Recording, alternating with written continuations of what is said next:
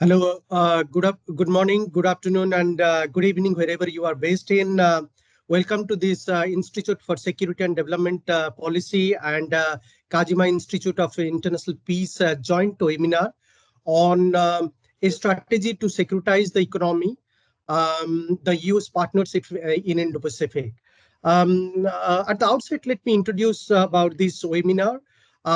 This joint webinar is a part of research project that is being carried out between ISDP and KIIP in Japan for last year or so.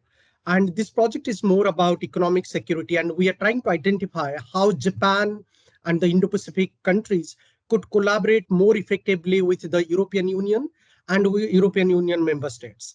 As a part of this project, we are holding few closed door meetings and few online meetings.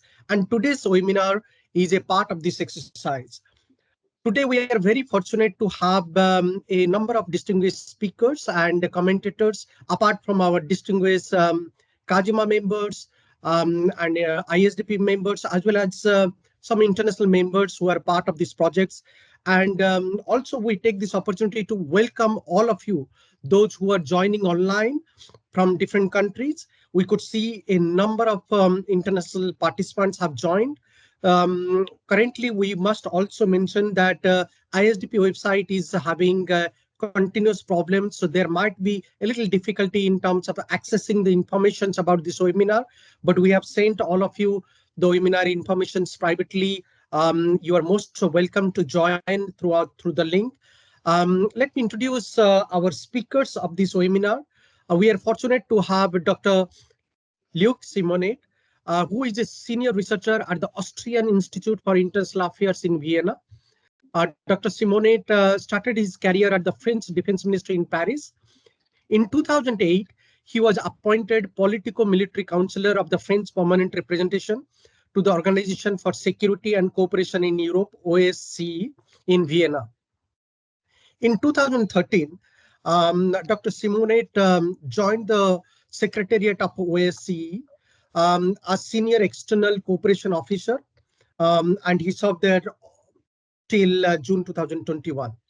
In his capacity, he licensed with the European Union and NATO. And currently he's a active senior researcher with the Austrian Institute for International Affairs, and he currently focusing mostly on OSCE, multilateralism, with a focus on tomorrow's challenge, particularly factoring the energy politics, oil and gas pipelines, etc. Welcome, Dr. Simonet, for this webinar. Then we have a second speaker, Dr. Alessia Amigini. She will be joining us very shortly. She is an associate professor of economics at the Department of Economic and Business Studies at the University of Piemonte Oriental, which is based in Novara, Italy. Dr. Alessia is also the co-head of the Asia Center and a senior associate research fellow at ISP, which is a premier think tank in Italy. She's a non-resident fellow at the Bruegel, and she's very active in terms of writing, publishing on the economic issues, particularly factoring about new supply chains and about EU's economic diplomacy towards the Asian countries, particularly towards the Indo-Pacific partner countries. We will be also welcoming two external discussions for this webinar today. We have Mr. Gary Ning, who is a senior economist for the Asia Pacific at NatFix, and he is a research fellow at the Central European Institute of Asian Studies. He's specializing on economics and thematic research. He has a special focus on Asia Pacific microeconomics and geopolitics with a focus on global trade and supply chain networks. He also researched about industrial and government policies, technologies and innovations. So, you could see his comments and write-ups in different international media and forums. So we welcome you, Mr. Garini. Then we have Dr. Camilo Pitakomodziski. I'm sorry if I'm pronouncing your name wrongly, but we would be calling you Karen, as everybody calls you. So welcome to this seminar. Karen is a senior fellow and head of the Center for Multilateralism Studies in RSIS, Rajaratnam School of International Studies in the Nanyang Technological University in Singapore.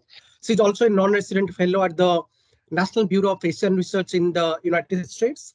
Her research includes Indo-Pacific governance issues, um, and then she also focuses on governance integration and regional global economic governance dynamics. She also focuses on Asian economic community, ASEAN's external relations, and also on digital economies. And you could see her publications almost everywhere in international platform, from Diploma to Australian Outlook to the Journal of International Affairs, Pacific Review. She's well known as a scholar on ASEAN studies and on economic issues, particularly focusing on multilateralism and global economic governance issues. Welcome, Karen. We are delighted to have all the speakers and participants, and also I take this opportunity to welcome our distinguished Kajima members, ISDP members, and our members from India and different parts of the world who are a part of these projects and part of this research curriculum that we are doing jointly with ISDP and KIIP. There is a slightly change in the order of the presentations. First, we'll be inviting Dr. Luc Simonet to make his presentation, and then on his presentation, and I think Karen is going to comment, and then we'll be going for the other presentation by Dr. Alessia, which will be commented by Gary Ning. But to both the commentators and also to both the speakers, feel free to be a part of also commenting on others' presentation and part of also this general discussion as a part of the webinar exercise. With this note, let me first welcome Dr. Simone to make his presentations. You have 30 to 40 minutes, and then we'll invite Karen to comment on your presentation. Over to you, Dr. Simone. Thank you very much. Thank you very much, Professor Panda, and good morning to you all. I'm actually in Iceland, in the middle of the Atlantic Ocean, so quite far from the Asia-Pacific region, but it's a pleasure to share the screen with you all. Let me first express my gratitude to you, Jagannath Panda, for this kind invitation and for the organization of this webinar, and many thanks to Anna, Karen and colleagues for the assistance. Sorry, I had difficulties in sharing my PowerPoint presentation, but I think Karen will help me. Lots to say indeed on this fascinating Asia-Pacific region. So the vast region spanning from the east coast of Africa to the Pacific island states. And let me start simply by sharing a few statistics and figures with you. I will not comment them, but please take 1 minute to have a look at them. Thank you.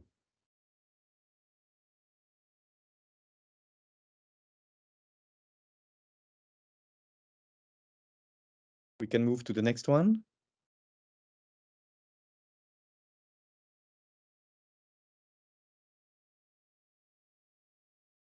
Yeah, please go ahead. Thank you.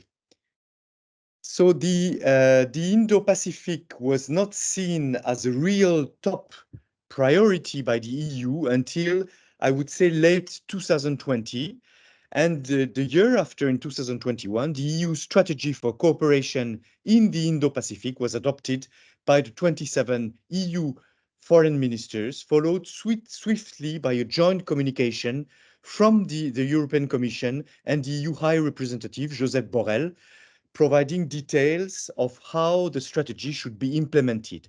And this process, I hope you are familiar with the institutional processes at the European Union. This process shows that member states wanted quick action. The usual procedure is to produce a joint communication with proposals of action, followed by the endorsement in Council conclusions. As you can see, the process was reversed with the 27 EU member states setting the direction first. And in 2022, the position for Special Envoy for the Indo-Pacific in the European External Action Service, EEAS, was also created, and it's now Mr. Richard Tibbles, who is the special representative of the EU for the region. The reason for such a quick turnaround is manifold. The EU Indo-Pacific strategy is certainly motivated by the EU's effort to boost its so-called strategic autonomy from major powers. Although strategic autonomy or European sovereignty, as it is also called, was initially framed as an ambition in the realm of security and defense, it gradually included other issues like climate change, the economy, health, migration, and technology. And you might remember that when assuming functions in 2019, the new European Commission President, Ursula von der Leyen, and EU's foreign policy chief, Josep Borrell, called for a geopolitical EU and stressed the urgent requirement to, I quote, use the language of power. As ambitious as the EU's Indo-Pacific strategy is, it remains in its infancy and faces many challenges. Its launching coincided with the difficult period of recovery after the COVID-19 pandemic. The Indo-Pacific is, of course, distant from the EU's traditional geographical priority. And as Borrell honestly remarked in Singapore last year at the Shangri-La dialogue, let me quote, Europe is still largely seen as an extra-regional actor with limited impact on the regional security dynamics of the Indo-Pacific. There is still doubt about the EU's capabilities, influence, and ambitions. So far, it has been mainly symbolic, demonstrating the political will, but on the longer run, the implementation of the strategy is a real-world test of its practice, of the EU's practice of strategic autonomy. The strategy also coincided with the deterioration of security in the EU's international environment. Of course, the Russian invasion of Ukraine in February 2022, we will speak about that a bit later, and now the escalating violence in the Middle East. And so the risk is to see the EU being preoccupied with security issues on the European continent and kind of neglect the Asia-Pacific region. 2024 is also a crucial year.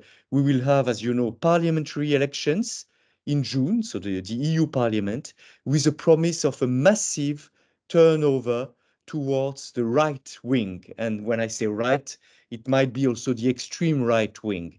So I think this webinar is really timely. So let's see a bit what's in this EU Indo-Pacific strategy. The 2021 strategy marks the first recognition. No, let's stay on this. Marks the first recognition by EU policymakers of the region's relevance at the strategic level. So the key, I would say, the key deliverable of the EU strategy for cooperation in the Indo-Pacific is the message that the EU, in close cooperation with its member states, is thinking comprehensively about the region. The strategy, as you see on this slide, identifies 7 priority areas: sustainable and inclusive prosperity, green transition, ocean governance, digital governance and partnerships, connectivity, and I will speak about connectivity a bit more in details in a second, security and defense, and human security. You know that the EU cannot play without introducing a bit of human rights and fundamental freedoms. But I would say that this time it was relatively discreet, and you see that it's not the main focus of the EU action, but there is, of course, human security a bit. At this initial stage, I would like to correct a wrong impression. Indeed, at first glance, the EU strategy seems to predominantly target lower political issues. So we could have the feeling that the US, Russia, and China would focus on the big picture, meaning the trade war, and the EU would focus on low-hanging fruits such as green transitions and maritime security. I would say that's a wrong impression. The EU strategy plays to the strength of the EU, and you know that from its inception, the foundations of the EU's international role have been economic integration and soft security. So in the current geopolitical climate, exploiting low-hanging opportunity is about all that cooperative multilateralist approaches can hope to achieve. And I would even argue that the EU should avoid overambition and creating expectations that it will not be able to meet. I do not want to go into details in each of the 7 priorities of the EU strategy, but let me briefly comment on the connectivity angle. The EU has always been a significant player in the connectivity field, in particular in creating transport and other quality networks to help build the single market, the European single market, and link it with its neighboring countries. Connectivity has long been core to the EU approach towards Indo-Pacific, even before the 2021 strategy. In 2018, the EU Council adopted the Connecting Europe and Asia building blocks for an EU strategy, which was developed around 4 pillars: energy, transport, digital, and people-to-people links.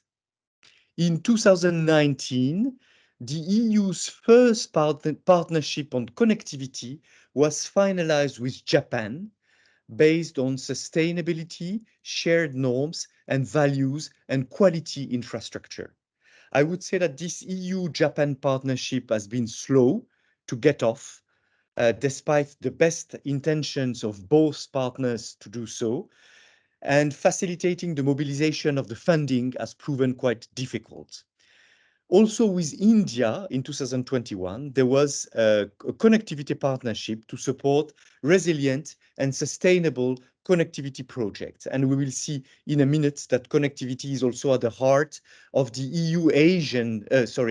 ASEAN partnership. I will speak about the ASEAN in a minute. So you see that connectivity is one of the threats in EU's approach to Indo-Pacific. The new strategy considers connectivity as a key driving force to promote sustainable, comprehensive, and rule-based connectivity for all, and aims to establish common standards.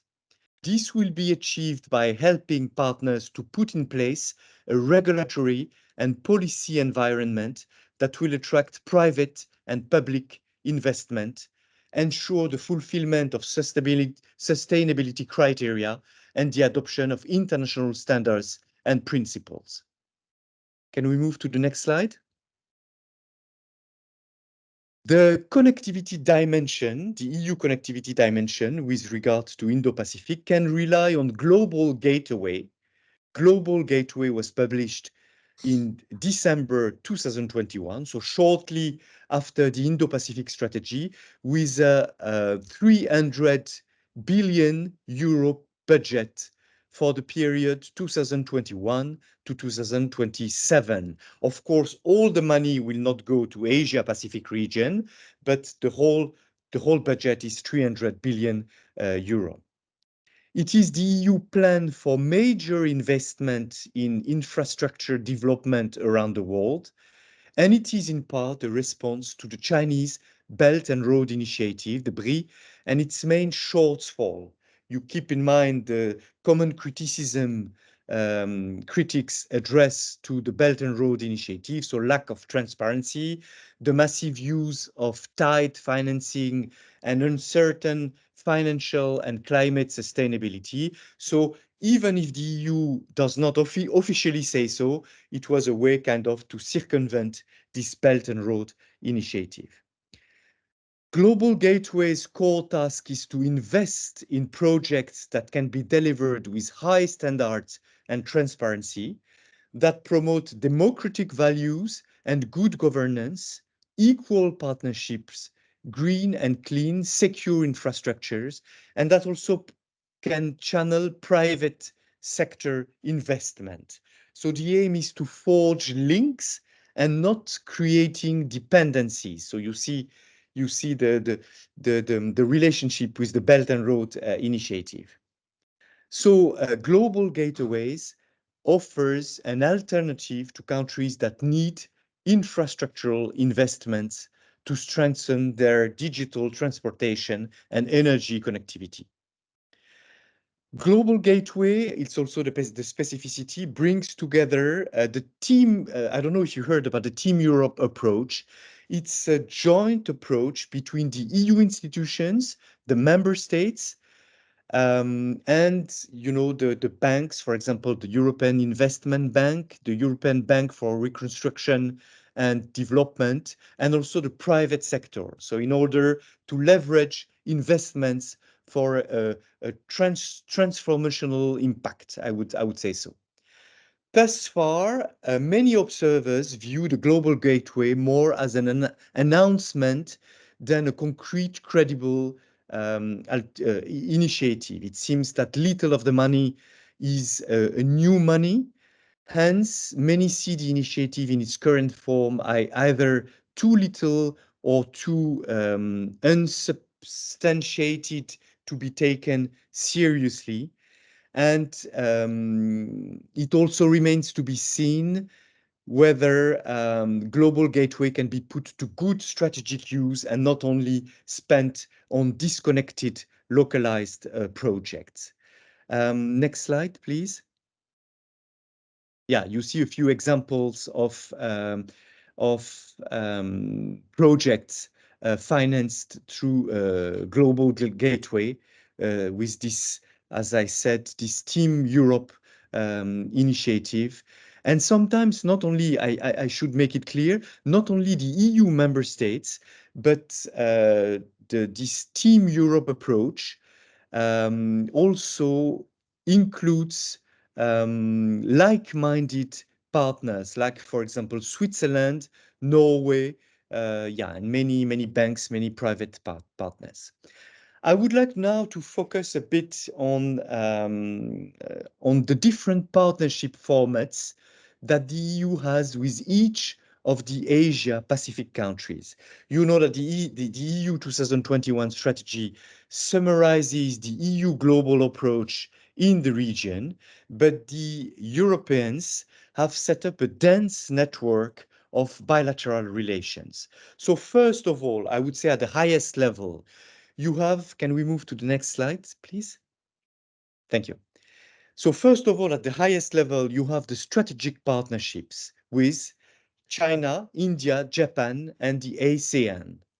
Japan, in particular, has been designed by the EU during the EU-Japan summit in July 2023 as the EU's closest strategic partner in the Indo-Pacific region. And you would say similar considerations, for example, in the EU Strategic Compact published in 2022 after the Russian invasion of Ukraine. So Japan is really moving as the EU best partner in the Indo-Pacific region. The EU has concluded several agreements with Japan on particular issues, and I mentioned the 2019 partnership on sustainable connectivity. We have also free trade agreements with Japan, Singapore, Korea, Vietnam. The trade agreement with New Zealand entered into force on the 1st of May 2024, amidst, I have to say, considerable turmoil in my country, France. There was huge demonstrations, protestations from the farmers, the agricultural field, and currently, the EU is negotiating bilateral free trade agreements with India, Indonesia, the Philippines, and Thailand. And I think the one with India will be a big piece to negotiate. Speaking about free trade, let me underline the lack of of reference to an interaction with the CPTPP, the Comprehensive and Progressive Agreement for Trans-Pacific Partnership. You know, it's a kind of trading agreement between 11 members, which provides a model for regional trade integration in the Indo-Pacific. 9 of the members of the CPTPP are trade partners with the EU or countries with which the EU is currently negotiating a trade agreement.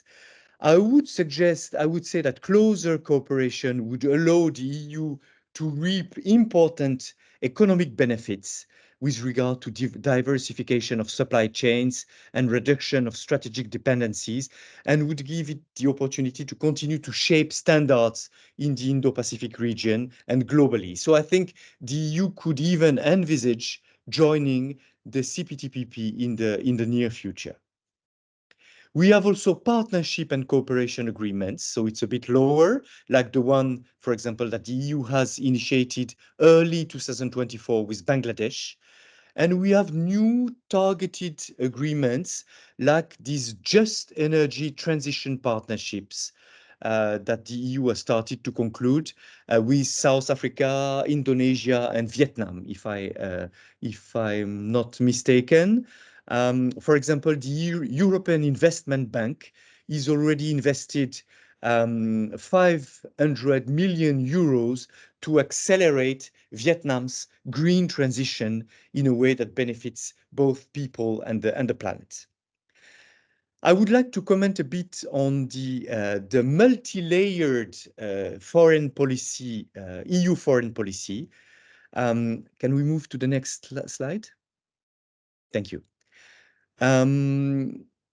You know that while the EU's capabilities and credibility in the Indo-Pacific remain strong, its greatest challenge lies in the possible inconsistency between its Indo-Pacific strategy and the strategies of its EU member states.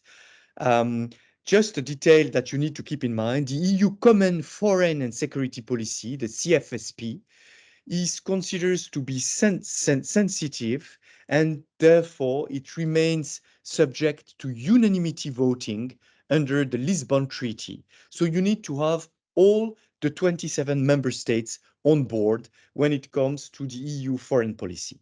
Let me recall that France, Germany, and the Netherlands already announced their own policies vis-à-vis Indo-Pacific at the national level before the EU. And France, my country, was the first EU country to outline a vision for the Indo-Pacific right in 2018.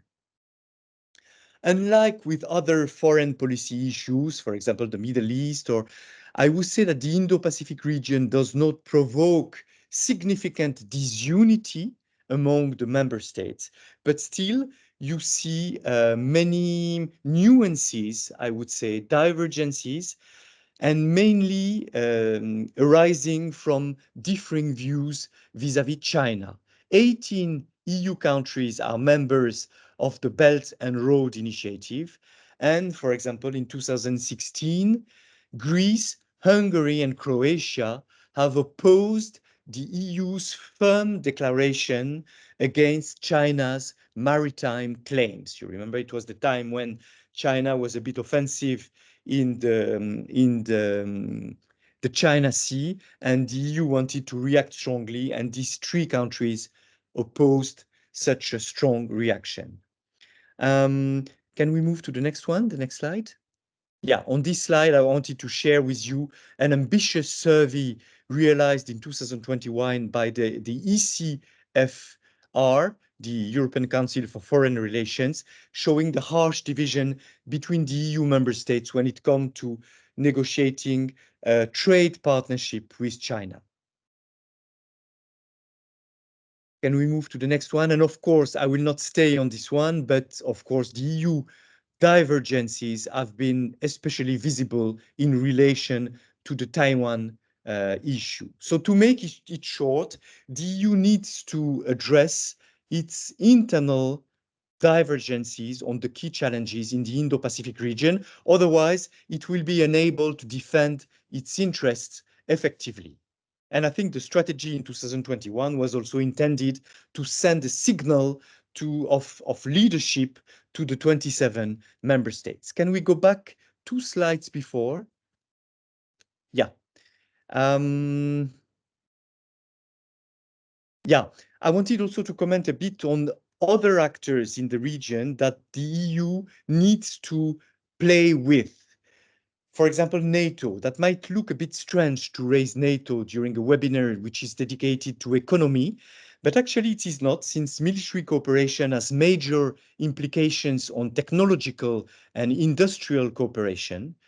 NATO and the EU have 23 member states in common. Only 4 EU member states do not belong to NATO, actually.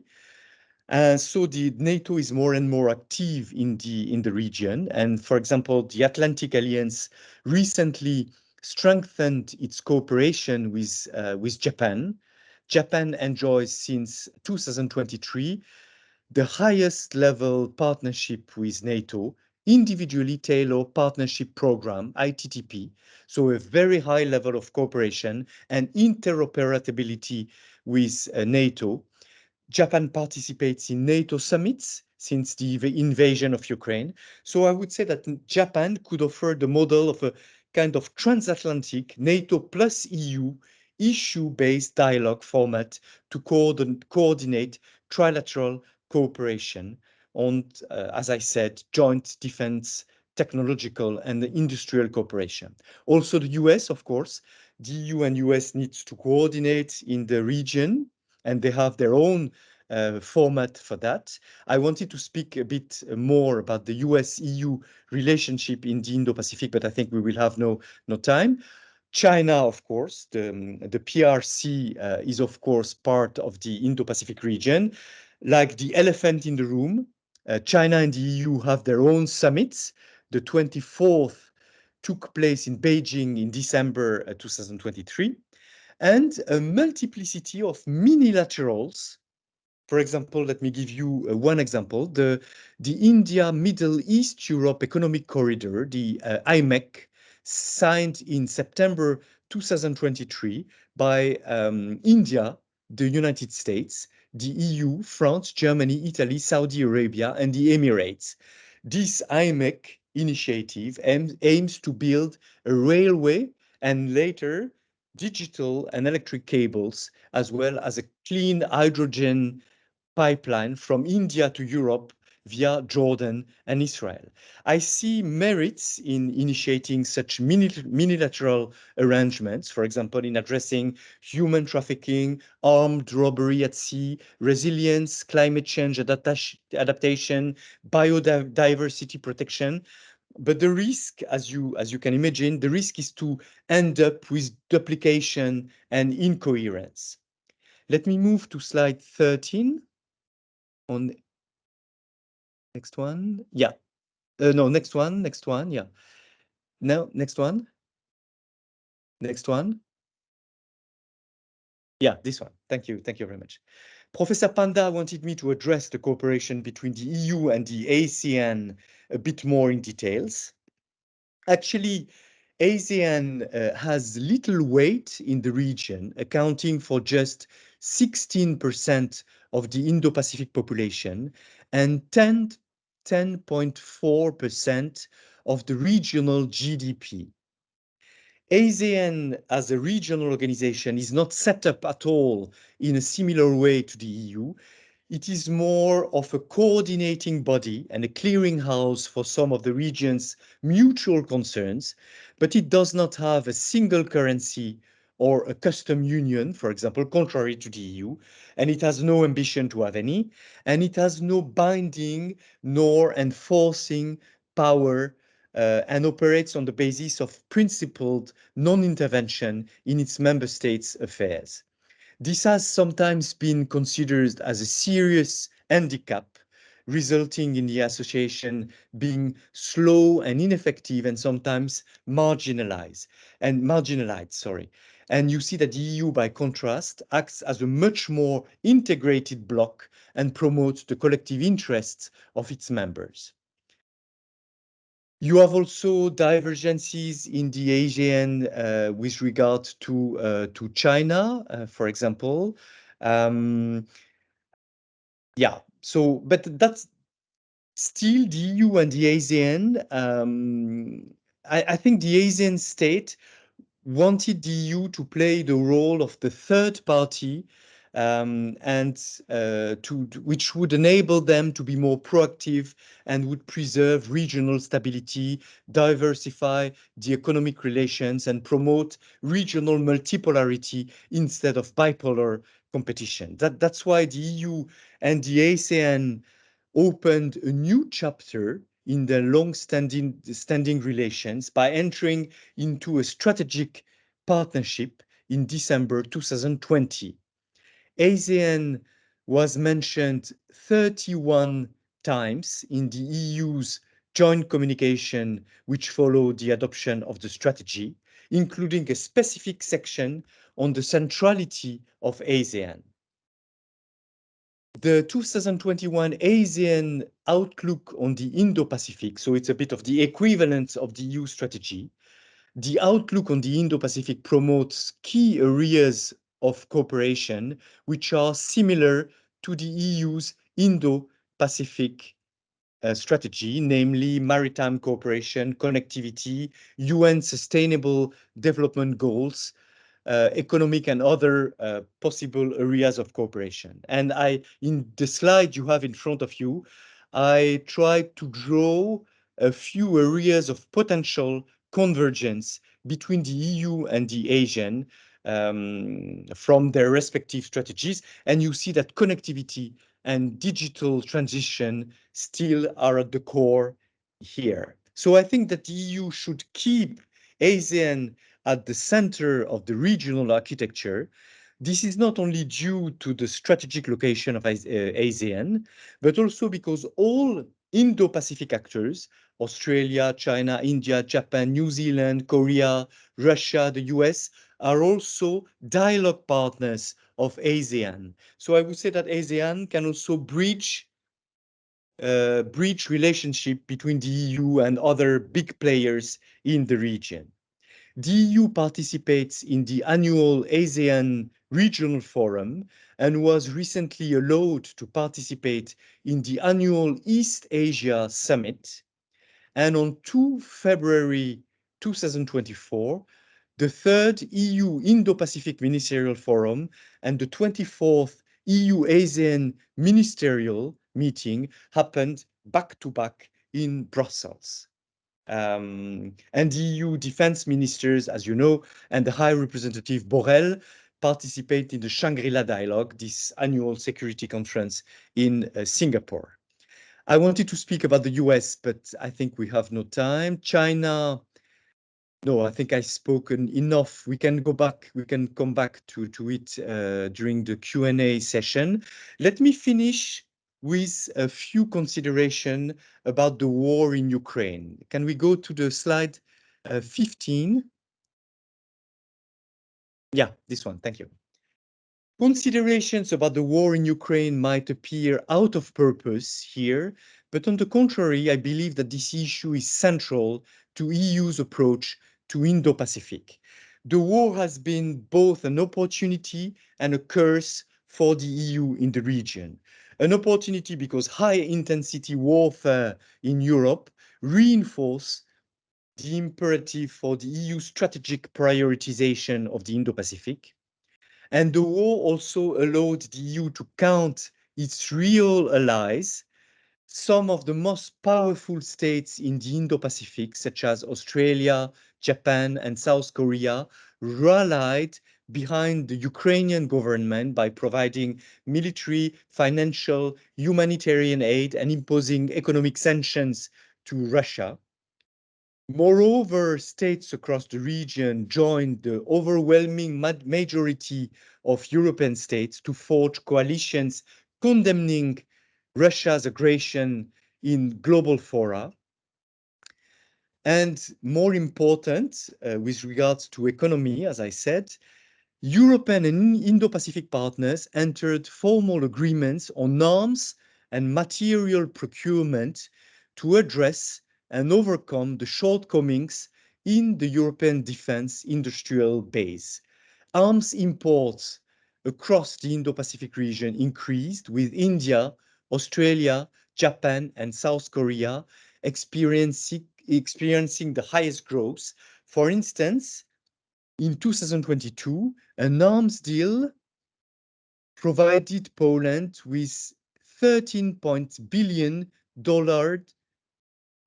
of rocket artillery systems and fighter jets, representing the largest ever arms sale in South Korea history.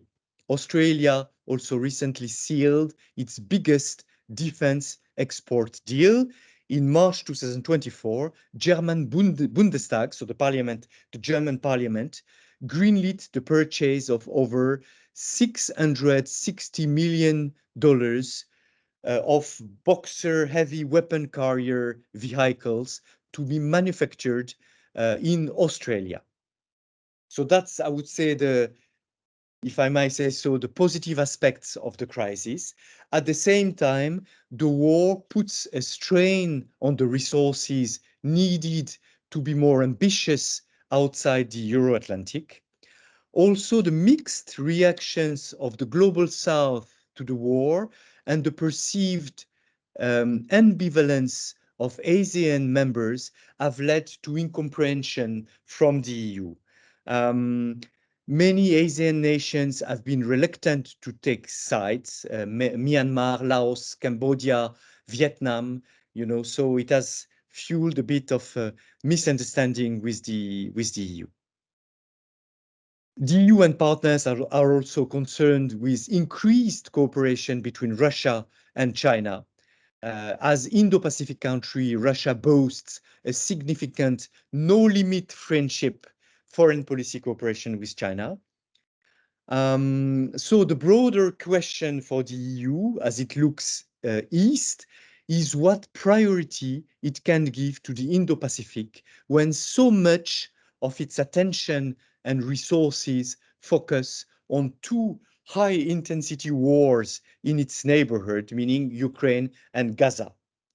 In view of the deterioration of the security situation in the EU's neighborhood, many member states, especially those located on the eastern border of the EU, Poland, the Baltic states, Bulgaria, might be reluctant to engage financial resources in a remote part of the world. So that we will see, we will soon be able to judge whether the EU manages to keep the same level of active involvement in the Indo-Pacific region. Let me try to wrap up by assessing, can we move to the next slide? Yeah, thank you. Why, in my opinion, the EU's involvement in the Indo-Pacific is important and should be preserved and developed. The presence of the EU might help dilute major power rivalries in the region, since both the US and China are uncompromising in their quest to be the dominant influence in the region and in the strategies. The EU might push forward a narrative that is different and limit and roll back the negative effects of the changing balance of power in the Indo-Pacific. Second reason, the EU's approach to the Indo-Pacific might be described as the third way, taking no sides, non-threatening, and therefore widely welcomed in the region as a geopolitical opportunity. The EU and its member states can be seen as bridging allies in the region. Well, I hope they might be seen as. Two words of very final conclusion, 30 seconds, if you allowed me to.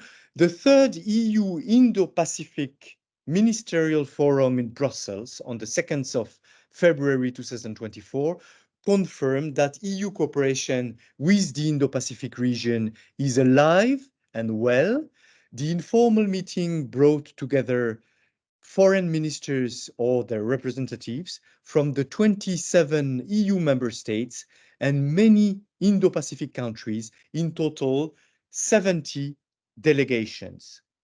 For the foreseeable future, of course, the EU's role with the Indo-Pacific will largely be shaped by the great power rivalry between the US and China, but I believe personally that the EU has real opportunity to expand its footprint in the region as a strategically autonomous actor outside of its immediate neighborhood. But for that, the EU must be able to structure a message beyond symbolic gestures.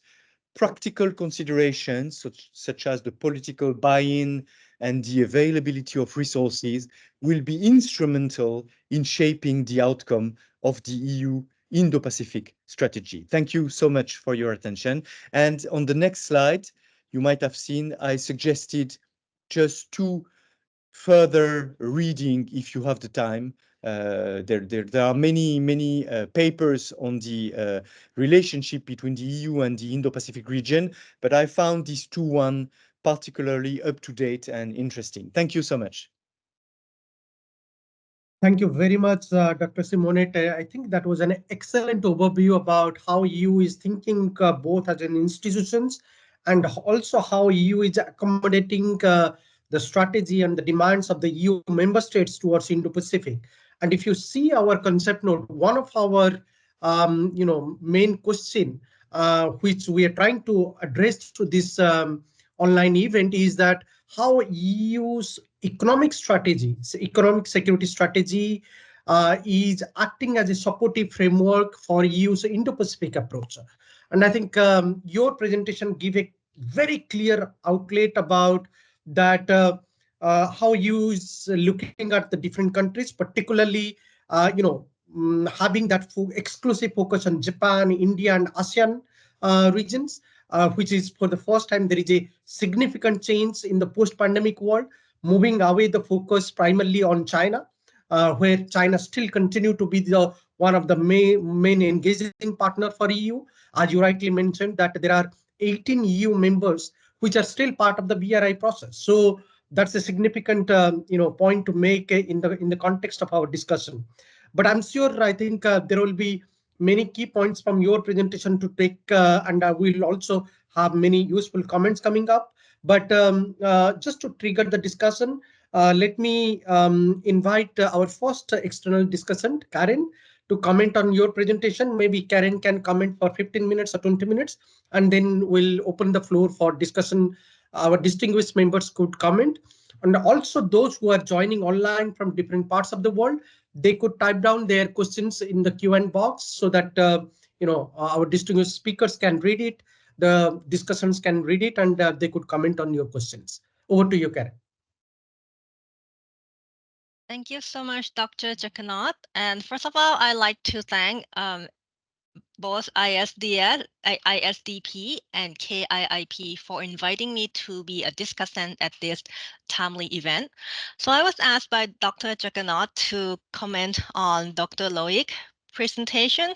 So first of all, Dr. Loic started his presentation by giving the main reasons why the Indo-Pacific region has both economic and strategic importance as far as the EU's interests are concerned.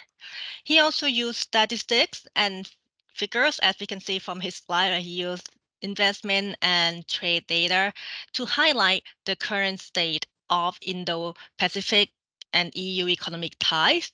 So when he put in numbers, it became very clear to us how two regions are well connected and intertwined. And then he moved on to present the EU strategies on the Indo-Pacific, as well as introduce the global gateway approach, which I truly appreciate that he did that, because this actually helped us understand better about these two initiatives. And also he provided some examples of the concrete outcome from the global gateway in ASEAN, right? If you recall, he's showing the map how investment is being able to make headway in the region. And this is actually very good because it actually helped the audience understand how the global gateway has actually been implemented and transpired into real actions on the ground. And to make his presentation even more well-rounded, Dr. Loic added that there is a coexistence between EU's level of Indo-Pacific strategy and the national approaches done by several EU nations, right? So we talk about the fact that some countries are pursuing their own Indo-Pacific strategy, namely Germany, the Netherlands, and the Czech Republic, right? And it also, so this kind of adds to the nuances, the more nuanced understanding of the dynamicism that is going on as far as Indo-Pacific policy is concerned in the region, right? So we probably have to look into the interactions between different layers of initiative that are being implemented from the region right now. I particularly like the fact that he outlined the synergies between the EU's Indo-Pacific strategy and the ASEAN outlook on the Indo-Pacific, or AOIP, which many of you may be familiar with already.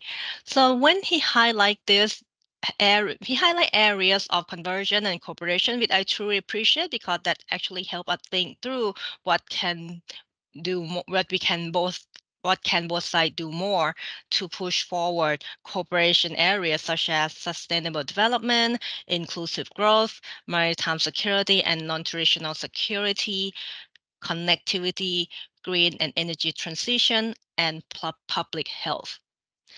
Dr. Loic is not shy away from mentioning the elephant in the room, which is China.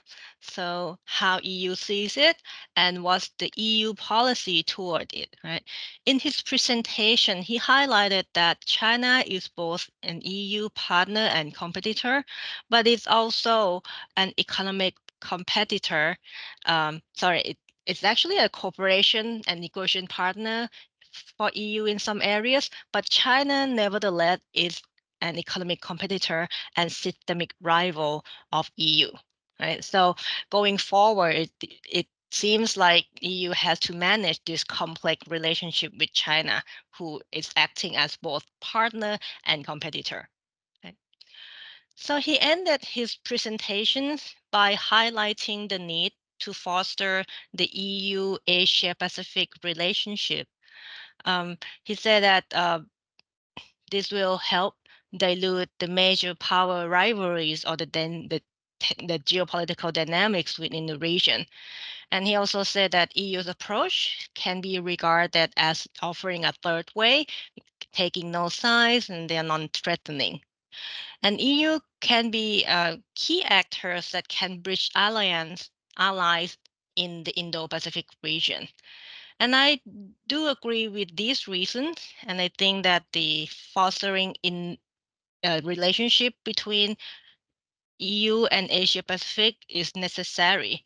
First of all, it's because that this kind of cooperation will serve both sides' own interest. Right? You think about it, that both EU and Asia Pacific has prioritized the economic security amidst the rising uncertainty caused by geopolitics and other reasons such as the pandemic and the climate change, right? So the need to achieve economic security are actually very high on the agenda of both sides. And I see that this kind of cooperation can cushion some effects of some disruptions, such as the disruption made by the nearshoring or onshoring or de-risking strategies by some major powers. Right? And also the cooperation between the EU and the Asia Pacific region will help both of us achieve the supply chain resilience in the age of uncertainties too, right? If you think about the fact that different factors, not only geopolitics, but also maybe some next pandemic or climate change matters could actually disrupt the supply chain resilience, and that could undermine our economic security. So this cooperation is timely and vital to to both sides' economic security. I want to add another reason why I agree with Dr. Loic's point on that cooperation is necessary, because if you think about the international system, right, it is not solely managed or run by major powers. Middle power as well as small powers do have agency, right? They both middle power and small power can play an important role in upholding and championing multilateralism, right? They can play a key role in terms of fostering the rules-based order as well as maintaining global commons. Right. For example, we see a lot of transnational challenges that has been, exacerbating in recent years, like ranging from, transnational crime. We have like transnational human trafficking, for example, right? And we also have the problem of climate change. The temperature that we pledged at the Paris from the Paris Agreement seems that we cannot meet that target, right? So the climate change is also a global problem that has not been effectively tackled yet, right? And transnational is not only what's happening in the earth or under the sea, it's also transnational issue can be something that happened in the sky, in the outer space, even above the the Earth's atmosphere. Because if you think about outer space, right? If you look above your head, it's actually you will see that outer space border all nations, right?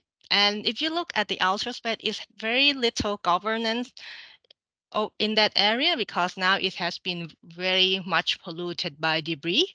It is very crowded by about 9,000 over active satellites, and it has been very complicated by geopolitics, right?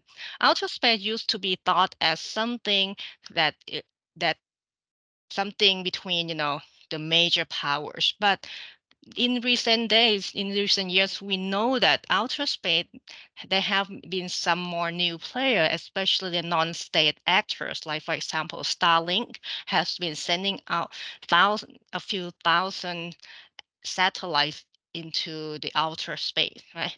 And these kind of things is going on very rapidly, but there's little governance to govern that space. So we really need, multilateral solutions or cooperation among different stakeholders, different nations from different regions, like to foster, to come up with global rules and governance, right? And I would think that EU and Asia Pacific country could serve as a platforms, right? As just to use Dr. Loic's term, bridging allies, right? So we can be both a platform, a convening platform to bring in major powers, whether they don't ally with each other or not, but we can serve as a platform to bring in different major power to discuss the pressing global issues of the day and devise a collective solutions to sustain and maintain the global commons, right? Okay, I have a few suggestion point to make Dr. Loic presentation even better. So the first one concerns with his use of statistics. I I think that, yeah, to make his presentation more complete or to paint a more complete picture of the intertwinedness between the EU and the Indo-Pacific region, I think a few data points need to be added onto his slide. Right? For example, he do presented the trade data, but they are solely on the export side. So I would like to see more data on the import side to see, how the two-way trade look like, so we can understand better who depends much on who or not. Right? Similar things have to be with the investment data. I think he only cite the inward FDI, right? I would like to see the outward investment flow as well, or outward investment stock as well, just to help us gauge better the the the intertwinedness of both regions. Right? And then also in terms of trade and investment, I would like to see more data on, let's say, what are the key important exports of EU to Indo-Pacific and vice versa, right? And investment, what are the main areas of investment that has been, going out and going in to EU, right? So I like to see this because we can identify where the area of cooperation are, as well as also identify a new potential area of cooperation or trade or investment, right? That will help us map out our strategies to foster both the relationship between both sides even better going forward. Okay. On ASEAN, Dr. Loic made several points on ASEAN, but I would like to add on to them to ensure that the audience have well understanding about this organization. First of all, Dr. Loic cited the GDP and population figures to suggest that ASEAN has little weight in the region. Right? But admittedly, these indicators is a broad indicator and may not capture all the nuances that has been going on in the ASEAN region. Right. So the economic importance of ASEAN economies or ASEAN as a region lies in its well-embeddedness in the global value chain. Right. For example, ASEAN is a major Indo-Pacific hub of production ranging from automotives to electronics and electrical equipment, right? So in this regard, ASEAN can be considered having a huge weight in the region, right? So what my point I'm trying to put across is that we need to look into specific industries or sectors to get more nuances and flesh out the full story about ASEAN importance to the wider economy. Right. Okay, the second point I'd like to make is when Dr. Loic mentions that ASEAN has no ambition to have a single currency and custom union.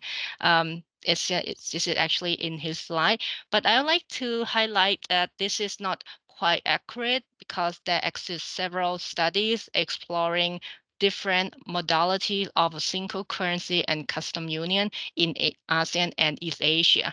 So this is actually reflecting the regional states' desire to achieve them, right? For example, when we talk about a single currency, a lot of research has been done on the creation of Asian Currency Unit, or ACU, which was a proposed basket containing several Asian currency, which is kind of similar to what we know as European Currency Unit, right? And European Currency Unit, as we know, is just a precursor to your euro, right? But I have to admit, frankly, that given differences in economic growth and development of ASEAN economies, a single currency block is not feasible at this moment, right? But I think one should not confuse infeasibility with no ambition. The third point I'd like to make is that Dr. Loic raised a point about ASEAN's inability to enforce and also highlight the principle of non-intervention, right? Which he said will result in organization slowness and ineffectiveness. Right? Yes, ASEAN has these constraints, and this is very you can see is very clear in the news. Right? ASEAN is being criticized over these constraints a lot, and this is due to the fact that it is not set up just like the EU, right? For example, ASEAN principle of non-interference in other internal affairs can be a pretext of non-compliance. And also, ASEAN mechanisms such as ASEAN Secretariat and ASEAN Secretary General do not negotiate on behalf of ASEANs, right? This is unlike what European Commission does. European Commission has authority to negotiate on ASEAN's behalf, right? So there's a stark differences between ASEAN and EU. So I think to compare it side by side may not get an accurate picture, right? Because it's a different nature organizations. But however, I mean, the fact that ASEAN has these constraints does not mean that the organization cannot get things done or become marginalized when interacting with greater powers, right? Okay, let me show you the evidence from my own study on regional comprehensive economic framework, the Regional Comprehensive Economic Partnership, sorry, RCEP or RCEP, right? So I got this study published in the Asia Pacific Review Journal. So as you know, RCEP or RCEP negotiation involves 10 ASEAN member states and 6 ASEAN dialogue partners, namely China, Japan, South Korea, India, Australia, and New Zealand, right? So you look at these power dynamic with you line up 16 negotiating parties, right? So you would probably think that, well, the RCEP agreement will be largely shaped by the ASEAN dialogue partners, which is a greater power than the ASEAN member states, right? However, my study found that ASEAN member states did end up shaping several agreement details in their favor. So in brief, for example, ASEAN nations were able to exercise the concept of ASEAN centrality and embedded this concept within the negotiation process as well as the final agreement. And second, ASEAN nations were able to push for the nomination of an ASEAN person as the Trade Negotiation Committee chair. And this person was able to use his chair's power to shape the detail on the chapters of intellectual property and the investor-state dispute settlement in ASEAN's favor. Moreover, ASEAN's heavily lobbying has helped save the RCEP negotiation from collapsing after India pulled out in the last minute. Because when India pulled out, there was some expression from some dialogue partners that they want to pull out too. And if that's the case, the RCEP talk would have been collapsed, right? But against all odds, the small players, the small powers, ASEAN state was able to collectively lobby everyone to continue to stay on board and push through until RCEP negotiation was concluded in November 2020. Right? So the point that I would like to get it across about ASEAN's inability or us to deliver or getting things done depend case by case. Right? Definitely, there are some issue area or some matters that could reflect ASEAN inability to address them. Like, for example, Myanmar issue is very obvious. ASEAN as an organization has coined 5-point consensus and try to get the junta to join to understand that they need to abide to this 5-point consensus, right? But there's some difficulty, so to get the junta to adopt the consensus. Right? So yeah, there's certain areas that could reflect ASEAN inability, but we should not forget that there are other areas that ASEAN has been showing a high capacity of driving cooperation forward and getting things done. Right? So I think this that we have to look case by case. So I would like to, as a discussant, I would like to help kickstart the Q&A session and further discussion by asking Dr. Loic one question. So my question is going to be about the EU Global Gateway, because EU Global Gateway, the way it is seen, it is some player see this initiative as the EU counterpart of the US Build Back Better work, right? And if they're seeing it in that light, it means that the EU's global gateway is crafted to counter China, right? And many countries in the region, especially in ASEAN, they do not want to choose sides. So I'd like to hear from you, Dr. Loic, how the global gateway policy could be pursued and advanced in ASEAN region in a way that it doesn't trigger anxiety or angst among the regional state about, okay, if we engage EU, we would be part of the effort to counter China, etc. So I think I'll stop here. Thank you very much. Thank you, Karen. I think those are excellent comments. In fact, I do agree with you on some of your questions and comments you have raised on Dr. Simonette's presentation.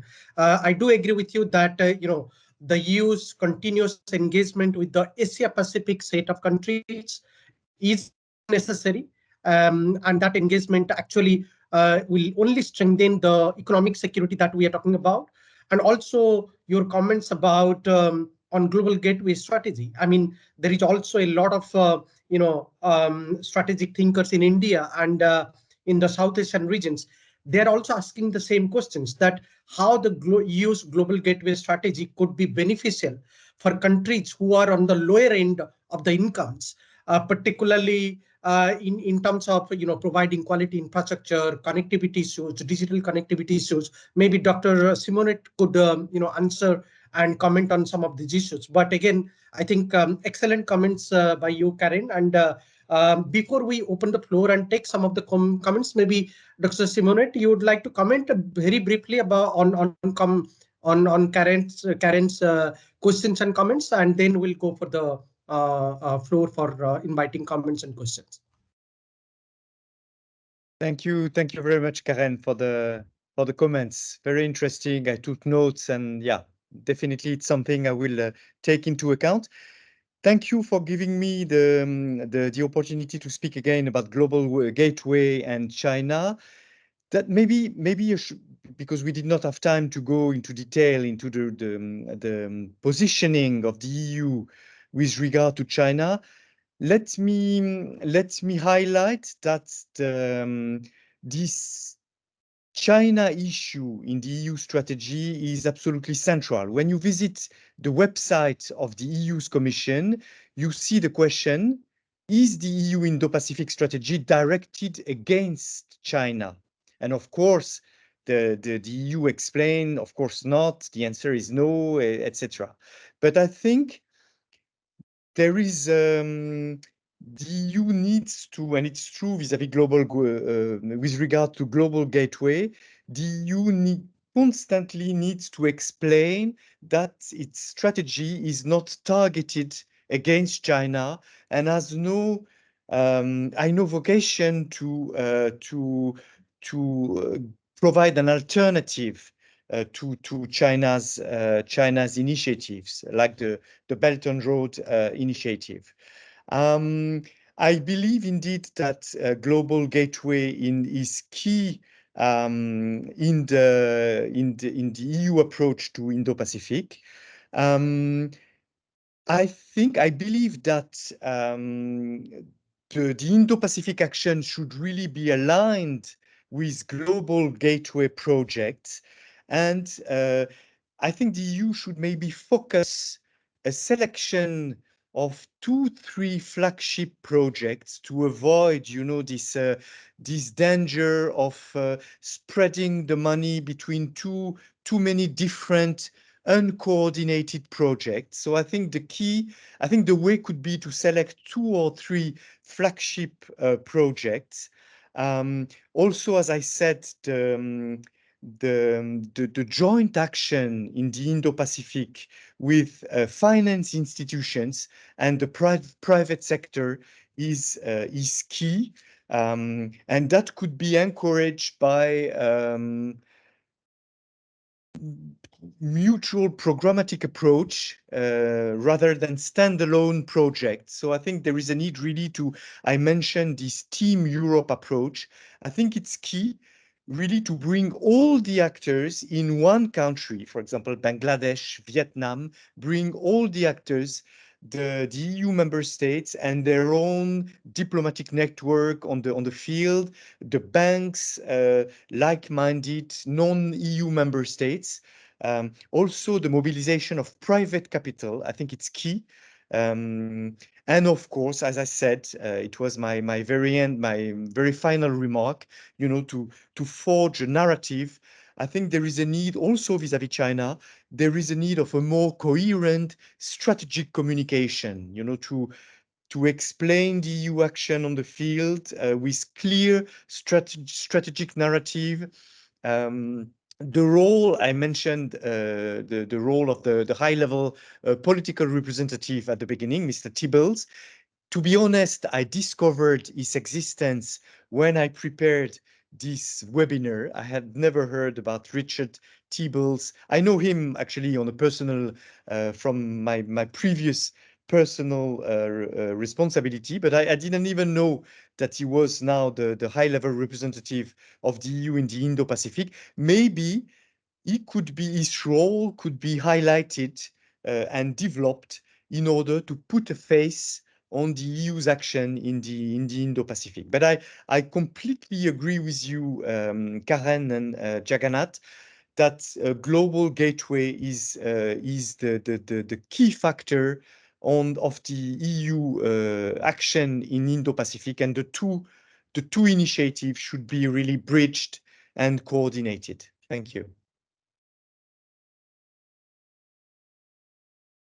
Thank you very much, Dr. Simonette. We appreciate your comments, and we'll go further discussions. But let me open the floor, inviting our distinguished members from Japan, from Kajima members, and also the ISDP members and Indian members. If they have any specific questions, please unmute yourself and come into the video if you could, and please ask the questions directly to Dr. Simonette and Karen if you want to.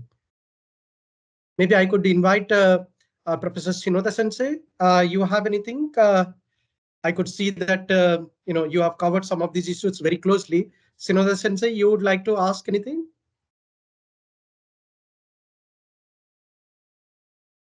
Yeah. Yes. Yeah. Thank you, Dr. Panda. And I was very much impressed with Dr.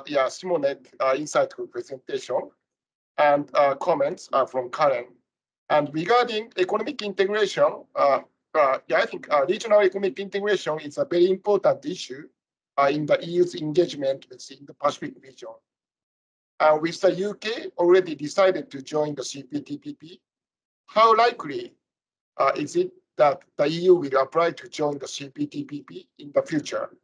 Are there any obstacles for the EU to consider joining the CPTPP in relation to the countries participating in the CPTPP, or specific items to be negotiated?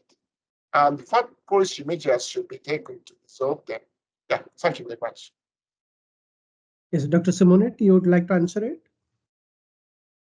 Yes, thank you. Thank you very much, Professor Shinoda, for your remark. Actually, it was my own idea that the EU could join the CTPPP as soon as possible.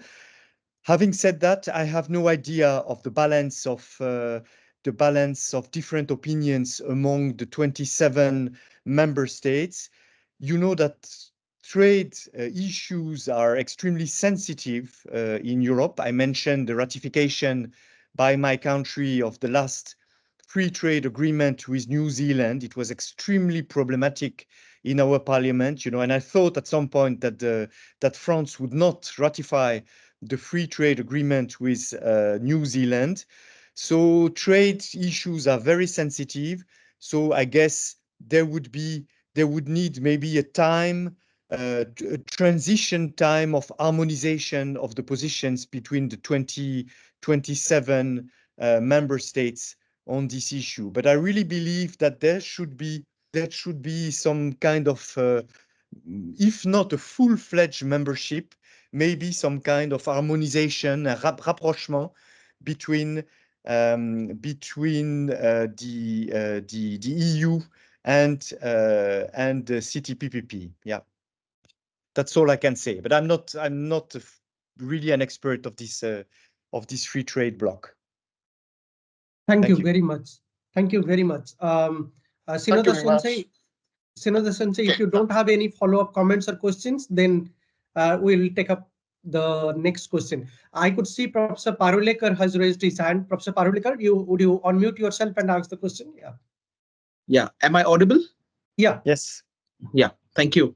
So Dr. Simonette, I just want to place before you a proposition. I was quite interested in the last slide where you presented about the non-threatening, no sides approach. I think if the European Union wants to be a deeper geopolitical actor, it will have to go much further than just being somebody looking to influence the phenomenons in the Indo-Pacific. If it has to be a systemic influencer across the Indo-Pacific, it may have to focus its approach not on simply balancing between US and China, but actually autonomizing middle powers in the Indo-Pacific. So how can the European Union focus a strategy that is underpinned by the autonomization of capacity of middle powers, which, if it is done, will be in a better position to bring about proactive hedging rather than just some kind of conservative balancing between US and China?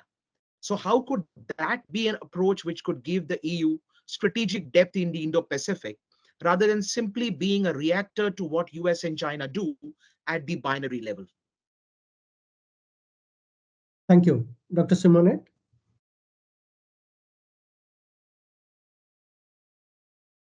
Thank you very much, Professor Paruleka.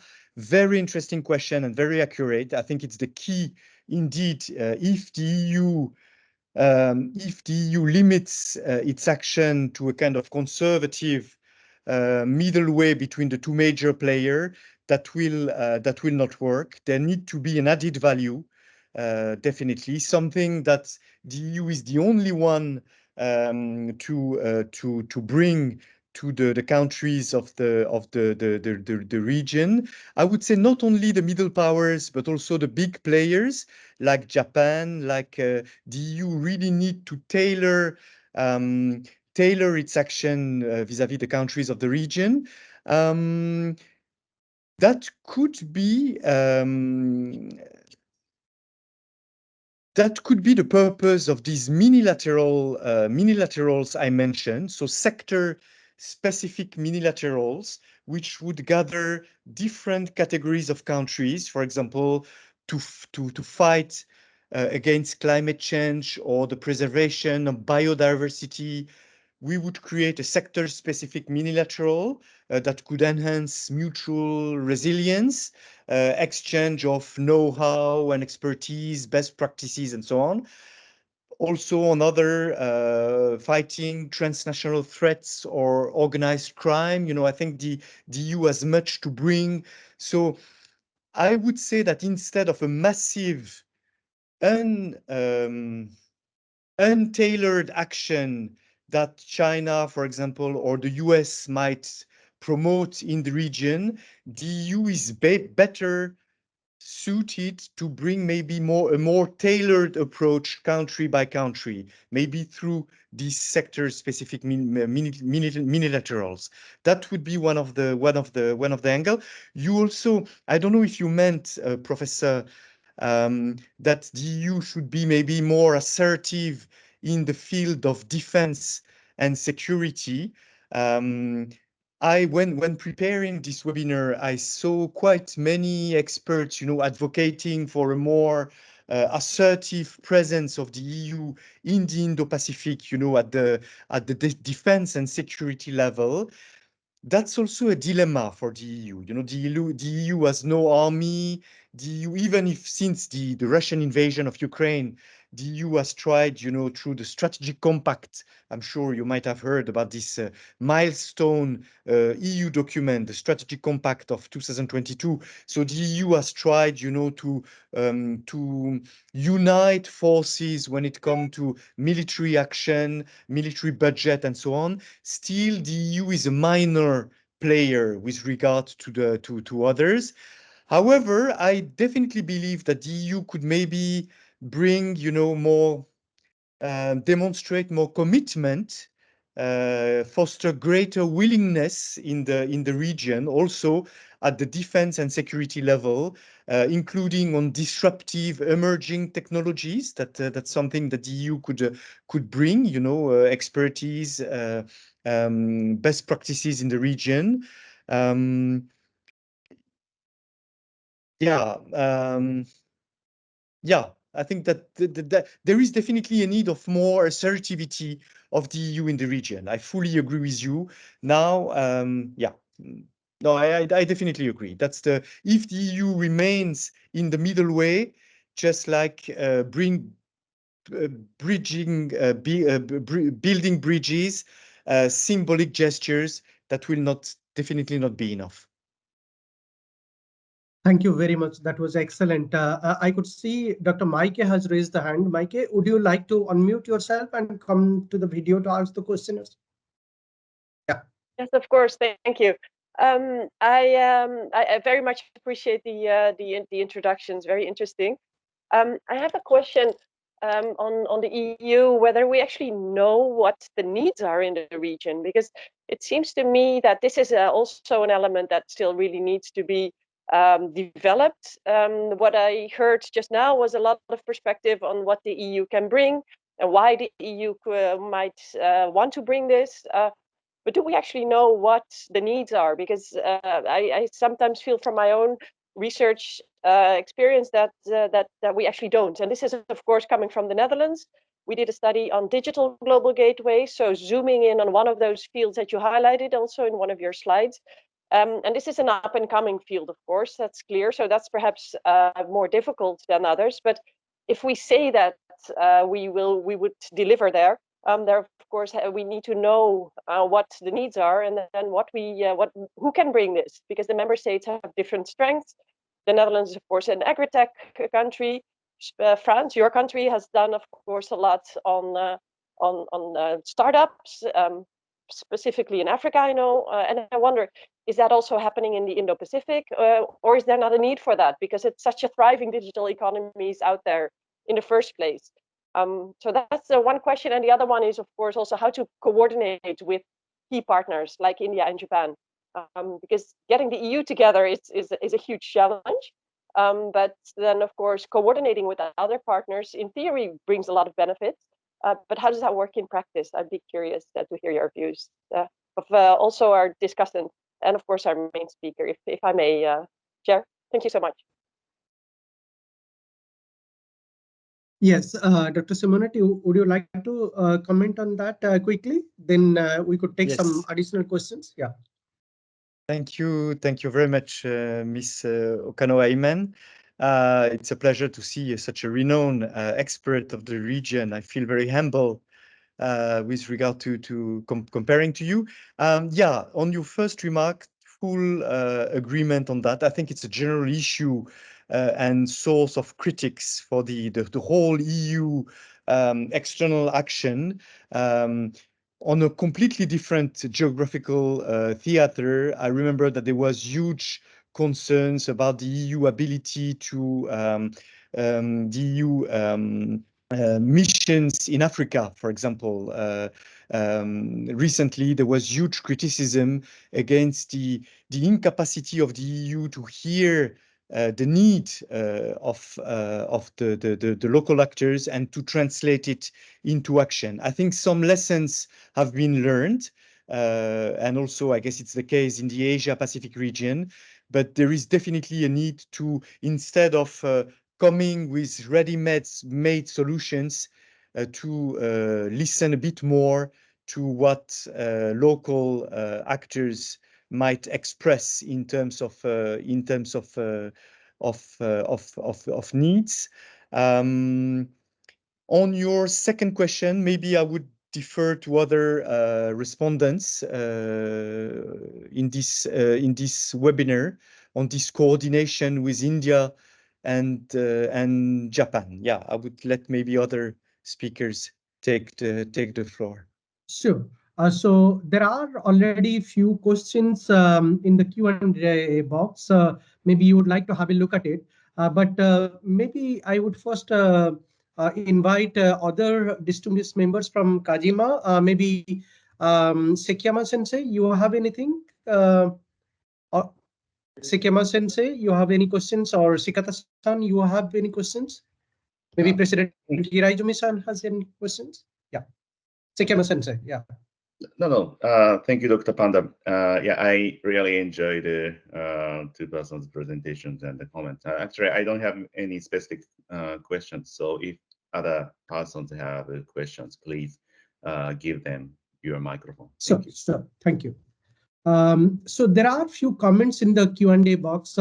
Maybe you would like to have a look at those questions. One is, let me read it for you so that we could address it at one go. There is a comment in questions from Cort Avalos. He is saying, given the EU support for ASEAN's aim of maintaining its position as the premier central figure in the regions, how can the Southeast Asian bloc continue to be neutral and central amid China's increasing actions to stake its claim in the South China Sea. Should EU involve itself with this? If yes, then what can the EU do? Maybe Dr. Simonet, you could comment on this, and also Karen would like to also comment on these questions. And also there is a further follow-up questions from him.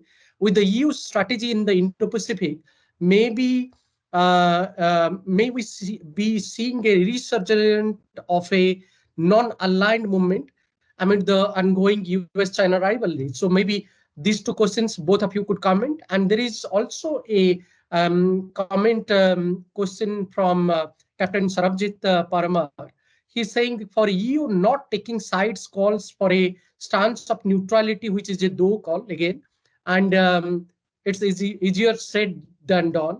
Would the EU nations actually be able to withstand the pressure from the US and other alliance related pressures? So maybe you would like to comment on these two questions, grouping it together, because we are already on time. Maybe we could have additional 5 minutes before we go for a 5 minutes break, and then invite the second speaker to make the presentation. So over to you, Dr. Simonet, and then Karen, you would like to comment on some of these questions also. Thank you. Yes, quickly on the, I noticed that two questions focus on this neutral stance of the EU in the Indo-Pacific.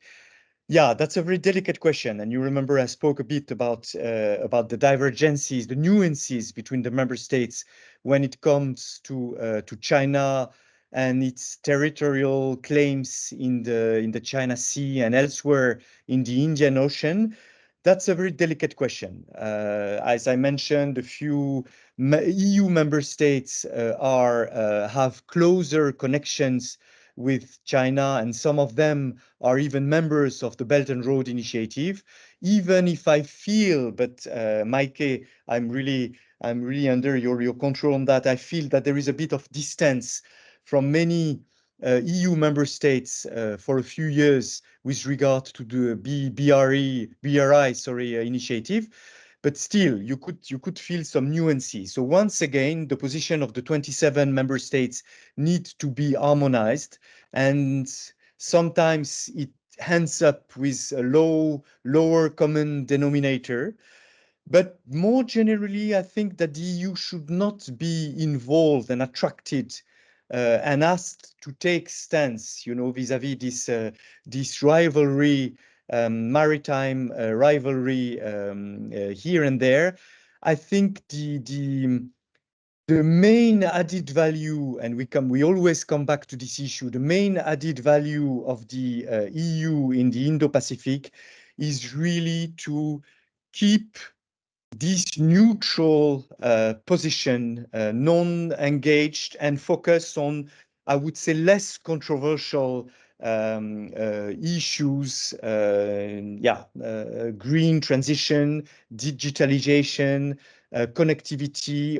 So let's not fall into the trap I was mentioning at the beginning of my presentation, that like the EU would be only taking low-hanging fruits. It's certainly not the case, but I think we should definitely keep the EU in this area and not try to involve the EU in the fight, the big controversial geopolitical questions of the region. I think it would be the end of the game for the EU. Sorry, Thank you. I was a bit confused. But... Thank you. Karen, you have anything to comment? You are muted. Please unmute yourself. Sorry, yeah, on the South China Sea, yes, maybe just short comment on this one. As you know, ASEAN member state and China are still negotiating the COC, or the Code of Conduct on the South China Sea. Right? It has been dragged for a very long time, and on ASEAN side, we hope to finish it soon, but there's some complications on the China side that we're not able to move it forward as fast as we expect. For the EU, I would think, well, regardless of we're going to have the COC or not, right? The freedom of navigation principle, the FONOP, has to be upheld. So maybe I think my suggestion is that the EU could exercise FONOPS within South China Sea, not to target China, because if you specifically do FONOPS just to target China, that would trigger anxiety and angst among ASEAN countries, because we do not want to choose sides, right, on the geopolitical tension. But if you do FONOP on other South China Sea claimant as well, right? You do FONOP on other claimants and see if they uphold this freedom of navigation. That would be very helpful to keep the region aware that FONOP is very important and need to be upheld regardless of we're gonna have COC or not. And that's my 2 cents. Thank you. No, thank you. Those are excellent comments, and we appreciate both of your comments and presentations. And I think we are immensely benefited. I'm sure there will be many comments and follow-up questions on the second presenter and commentators. So please stay tuned. Here we'll take a 5 minutes break. Dr. Luc Simonet and Karen will be with us in the background. After 5 minutes break, we'll start the next presentation. So I would request all the distinguished members of Kajima and ISDP and elsewhere, those who are joining and listening to us, please stay tuned, and we'll rejoin in 5 minutes to start the next presentation on specific issues, more on supply chain networks between EU and Indo-Pacific partners. So thank you very much, Dr. Simonet and Karen, to have with us this excellent presentation. We appreciate your presentation. Thank you. Welcome back, everyone, again. And we are sorry for those technical glitches, but this is bound to happen. In a complicated world when cybersecurity is the main issues these days. But we welcome all of you again for this to this online event. We are delighted to have Professor Alessia Amigini. She is the co-head from the ISPIS Asian Security Center, and she's also an associate professor in a premier university in Italy. She's going to speak to us about EU's economic diplomacy and supply chain connect with Asian countries. With this note, let me invite you, Alessia, to make a presentation. Maybe you could speak for 40 minutes or so, and then we'll invite Gary Nank, our discussion, to comment on your presentation, and then we'll open the floor for further discussion. Over to you, Alessia.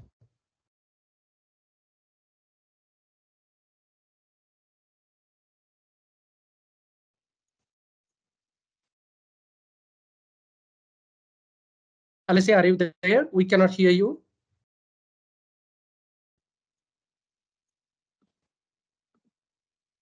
Hello? Yes, we can hear you. Okay, sorry, because I was frozen. Okay, thanks, Professor But Alessia, Panda, we for cannot inviting. see. Alessia, we cannot see your PPT. Now? Yes, yes. Please go ahead. Okay, sorry. It's very complicated today. Sorry about that. So thanks, Professor Panda, for this invitation to a very interesting workshop with a lot of flash on the screen, to which I would like to contribute my own angle, if I may say so. As you know, I'm international economist, so I'm kind of lent to the geopolitics side of the analysis. But today, considering there are other distinguished speakers on geopolitics, I would like to share with you 2 threads taken from our research on one, the links between EU foreign economic diplomacy and the trend towards resilience, so towards decreasing dependence on imports of mainly critical materials, but overall important items coming from non-friends import partners. And this is taken from a study we submitted to the European Parliament, who wanted precisely such an analysis. So it's not only about the Indo-Pacific, but of course the Indo-Pacific is a big partner there. So my idea is to give a little bit of context to the discussion by showing broad lines and features of EU's economic diplomacy and how this relates to the strategy to increase the resilience. The second part will be taken from an even broader analysis of supply chain type of participation, comparing EU, United States, China, and also India is there. So being the new center of a tiny but rapidly growing trade community in world trade. So we have 4, say, big trading countries compared.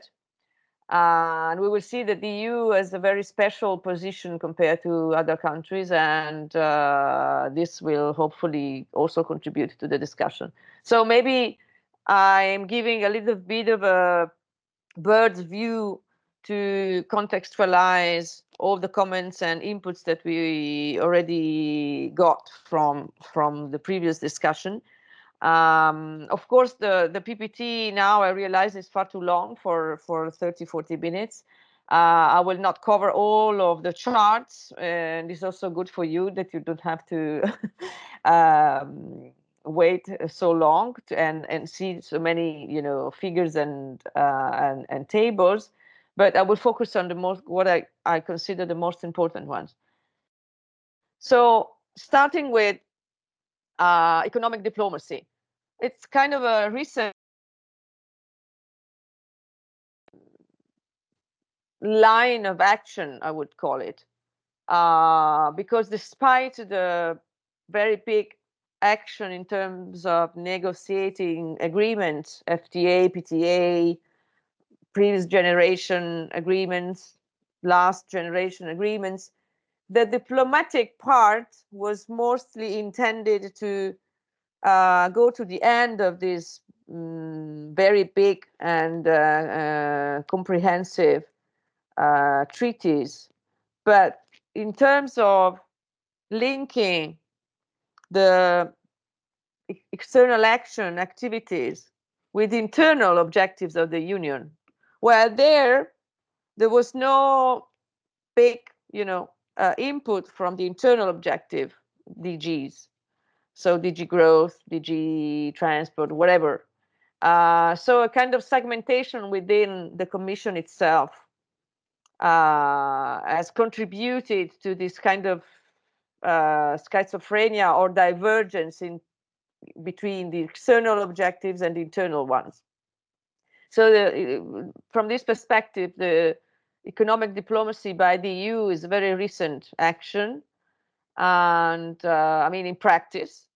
And it is mostly, if we go through the history, short history of this kind of very specific economic diplomacy, intended to include in treaties some kind of condition or article or whatever mention could be done in terms of preference concerning imports of important inputs, be them critical materials or not.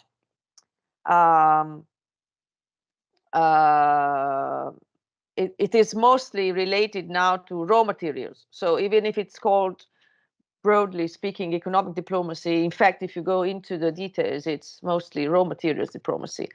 By the way, I will not go into the what we could call the bottlenecks in terms of institutional objectives and values that should be pursued when trying to reach internal aims of the Union. So in this case, resilience and decreasing dependence and so on and so forth, with the external aim of the EU external action, which are more inclusive. So the need not to put conditions to the external action in order to have the internal aims pursued with a preference is very severe. So this may explain a little bit of, clumsiness in, really pursuing economic diplomacy, because the very moment you put conditions on the treaties because you have internal objectives first, then it's not consistent with the broad aim of the EU to be inclusive and to be open, totally, fully open to the FTA, PTA partners. So even if this point is not, of course, outspoken, we can tell between, among the group that, of course, this is a very major issue to be considered. Maybe this is why the economic diplomacy, is a little bit not only recent, but also a little bit clumsy and not really rapid track, I would call it. But going into the details of what indeed has been achieved, and looking at the raw materials, a lot of items. There's also a list, of course, since many years now. And when looking at the partners, we see that the EU gets, of course, raw materials from the same countries that supply the globe. So there's no special group of partners for the EU that differ from partners to other major importers. This is the reason why the EU raw materials diplomacy has seeken to source these raw materials from what has been called a group of trusted partners. Of course, this has to be reconciled with two major points. One is that the EU is a major importer, so demand is big and rapidly increasing. It is expected to more than double by 2060. It's very difficult to find only trusted, whatever that means, partners to source those materials from. And considering also that the concentration in the endowments of these raw materials is very high, not for all of them, but for most of them it is. So there's no other possibility. So the very beginning and the premises of this raw material diplomacy may be, bottlenecks themselves to move on. Anyway, this makes the case for a very rapidly increasing competition in raw materials.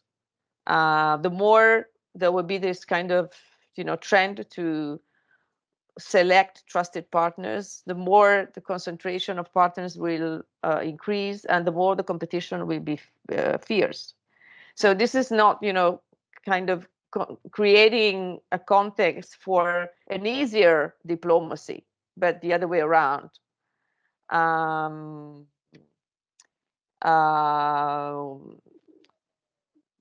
think this is very important to know from scratch, because all the narrative out there is that we should and kind of reshuffle the supply chains. I mean, forget about what is being said on the other side of the Atlantic, but leaving,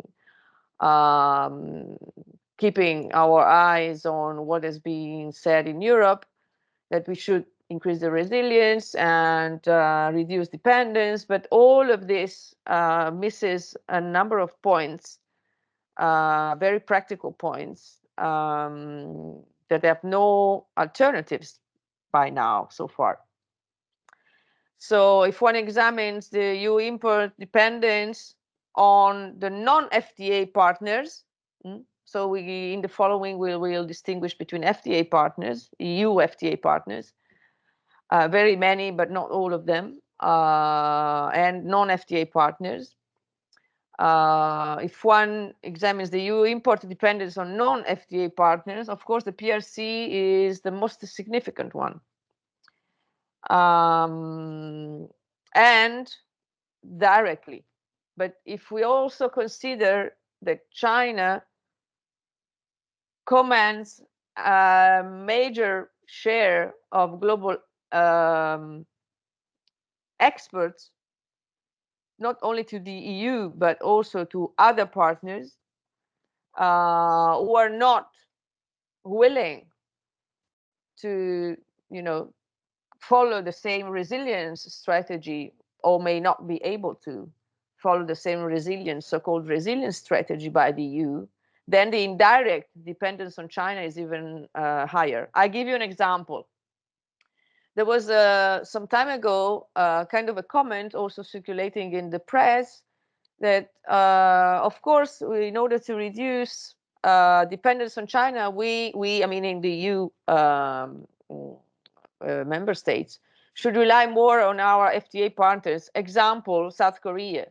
But South Korea has no intention whatsoever to compromise its own relations with China in order to give preference to the EU FTA.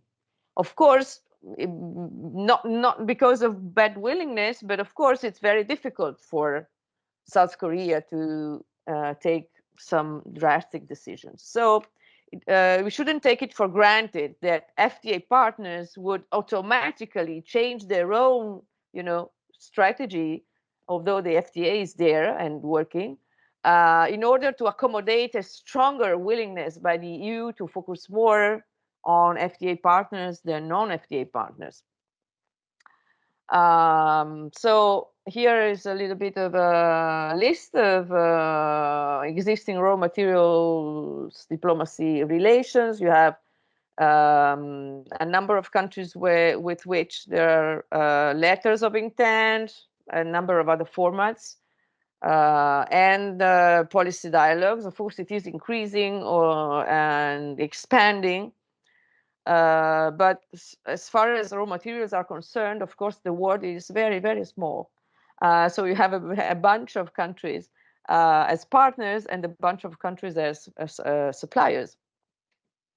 Going more into the importance of CRM for the EU, which, by the way, considers the criticality of raw materials by adding two features: economic importance in the EU's economic activity, so the share in value added, and supply risk, so the risk of disruption. If we consider both criteria, then the CRMs only accounted for 0.7% of EU imports in 2021. So apparently not a lot, but they are essential to EU industries. Many of these materials are concentrated at the country level. We know that China holds most of those called rare earths. And the fact is that demand for these commodities is expected to increase enormously by 2050 for the number of items, by 2060 for all the raw materials. So the hint from this very simple, account and shares and scenarios is to put in place much stronger diplomatic actions, because this is not enough. It's not enough today. It's not going to be enough tomorrow. And most of it, because the supply is concentrated in countries that are characterized by low standards of governance. If taking the international data comparable for economic freedom on quality score, and comparing the distinguishing between extraction of raw materials and processing of raw materials, of course, by confining ourselves into the CRM items,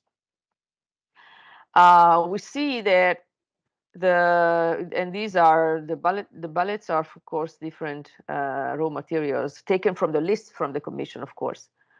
You see here that we have dependence from countries where both economic freedom and the quality score are not, I mean, among the highest, which also means that it will be difficult to kind of negotiate if we consider the criteria for EU external action and negotiating rules. It's going to be difficult to negotiate if the partners are, you know, mostly from groups of countries where the criteria for the EU to, you know, consider going into negotiations, their own format, our own format, is not met. Of course, we cannot change the endowments. We could change the composition of our demand over time, over a long time. So this should give a little bit of perspective, not to think that the world can be changed, you know, by treaties. I don't want to be too pessimistic, but I want to be a little bit of add a little bit of realism to the narrative, without numbers, without geography, without anything that, you know, circulates sometimes in Brussels. So we have to measure to see what exactly all of these materials are, where they are extracted from, which type of countries they are in, and so on. And this is not going to facilitate the EU external action if the criteria to take these external action activities are not going to change a little bit. This is a map just to enlighten a little bit of a number of materials. We see that, of course, it's not only China, and there are many other large partners. And maybe the broad picture of big countries with endowments may suggest some, you know, broader strategy to increase partners from where these materials should be taken, and also to decrease competition between major big partners. So USA, Brazil, Australia, we are all, you know, fishing in the same lake. So competing with sourcing strategy by, of course, the US and by other major importers may not be the best solution. And also considering that the concentration of extra EU imports, both taking an index of concentration on the left side of the slide and the number of partners.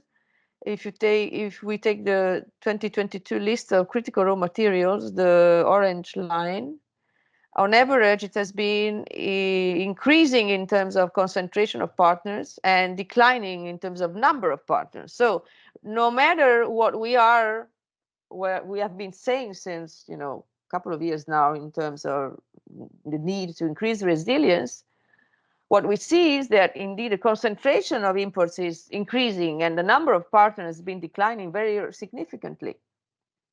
So, I mean, is it much talk about nothing or what? So you know what I mean? Here, there's a very clear disconnection, divergence between words and facts. So are we talking and then creating policy suggestions that indeed go to the flesh of it and create a different external relationship environment with trading partners that improves their dependence, or not? Because according to the last 20 years, 2001, 2021, this is 2022 list, of course, this goes much before the outspoken need to increase resilience. But if we go anyway, we see that we have been putting ourselves in a very difficult position. So again, this is to contextualize. And this is especially true for the orange line, so for the critical 2022 list, not for all raw materials and the remaining trade. It is precisely for those materials where the economic diplomacy is trying to improve the situation. It's not going the other way around. And if we look at the current prospective FTA coverage of CRM items, so what items are already covered by FTA, already signed in place, compared to the prospective additional FTA coverage of CRM items, also again split in between extraction and processing, then we see that the picture is very varied. So we have, in terms of current coverage, a range from 0. So say cobalt, apparently we are told it's very important, right? Although we may not know a lot of chemistry or forgot about it. So cobalt is very important, right? So current FTA coverage, 0. How come? I don't have an answer, but maybe the question is worth asking. Prospective additional FTA coverage, 0. Again, you can mention, you have a lot there. So this way of looking maybe a little bit sharp, but gives some kind of input to the discussion, because of course then in the articles of FTA negotiations you have to mention, or you have to at least know, even if you don't mention, you have to know what is there and what is elsewhere, how much of it is there, and so on and so forth. Otherwise we are just talking nonsense or talking just for the sake of it. So I'm not going, of course, into the rest of the elements, but you can, play around and see how high or low is the current versus prospective FTA coverage of what are, mentioned regularly in the press and in research as of being the most important, elements on which may even depend the stability of the world order, to just make a grand statement. So this was taken from this study that we made for the EP, of course, because apparently they don't even know themselves that the situation of FTA coverage and prospective FTA coverage was such that there are many too low levels of coverage for important items. But only concentrating on critical raw materials is not enough, because EU value chains depend a lot on other intermediate goods, well beyond critical raw materials. Say mention textiles, chemicals, whichever pharmaceutical ingredients, important input for food security. And so it's worth going into all the sectors, more aggregate sectors, to check which is the dependence on the foreign supply of raw materials by the EU. And of course, the spoiler of the result from the next slide is that these dependencies have been increasing over time. So it's not only the critical raw materials, although they may be, of course, of highest importance for many industries and for the critical high-tech industries, but the dependence altogether is much broader. And China is central in many of these supply chains, not only EV batteries, of course, but many others. And here, I hope you can see it. I can enlarge it a little bit. Here is a comparison of aggregated sectors between 1998 to 2008 and 2018 to check which is the trend in exposure of EU demand to extra EU markets. And you see that the bars have been increasing for all of them. Of course, the mining is the highest for obvious reasons, but all along the line, foreign exposure by the EU has been increasing. Of course, this relates to the geography of production, which has been moving very rapidly out of the EU. So it's not something that can be reverted back with agreements, of course, because this would entail reverting the openness by the EU, which is not on the table. But to contextualize the needs and the specific items which should maybe enter the EU economic diplomacy list, then the picture is much broader than only certain items. So it's a phenomenon of changing geography of production that is not new and relates to the GVC developments and to the way the EU member states have been participating in GVCs, which is something we will talk about later.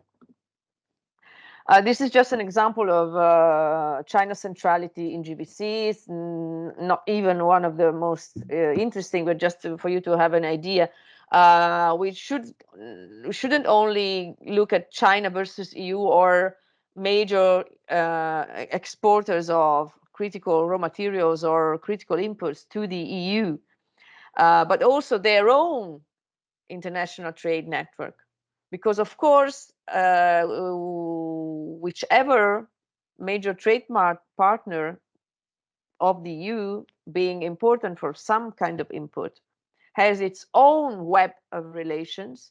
So we shouldn't only focus on the bilateral, but also consider that other countries claim on that country and may have kind of a more higher kind of say in certain times in vis-a-vis that country. So the bilateral perspective is just not enough.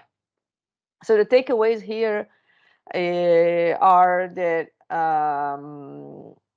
the criticalities should be considered both at the product and partner levels together, and maybe the criteria for assessing the supply risk by the European Commission are, of course, leading to numbers such as this 0.7% and raw materials up to 5%, which seem not to be, such a big deal, but indeed they are very important in terms of industrial production. And the features of exporting partners, which are not only very concentrated, but also countries where, according to international standards and criteria, governance is or may be very poor, so the negotiating action could be very difficult to achieve. And more or less, for most of those materials, there are no obvious substitutes. So there may be no big scope to reduce resilience altogether if supply is concentrated and demand is not going to change to shift to other materials anytime soon. So this is a little bit of a list of options. I would focus now on the last one, which is the stockpiling, recycling, replacement, and EU innovation, which paradoxically has been neglected.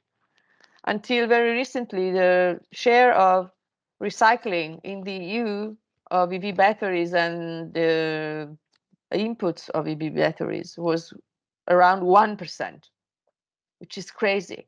It's just crazy that all the action, almost all the new external action is targeted to increasing resilience, and we waste 99% of recyclable items. So this is just to give a little bit of flavor about the inconsistencies in policies. So a policy that increasing the recycling effort will be much more efficient and effective than any kind of external action, trying to invent which other countries may have that very material which may not exist on Earth.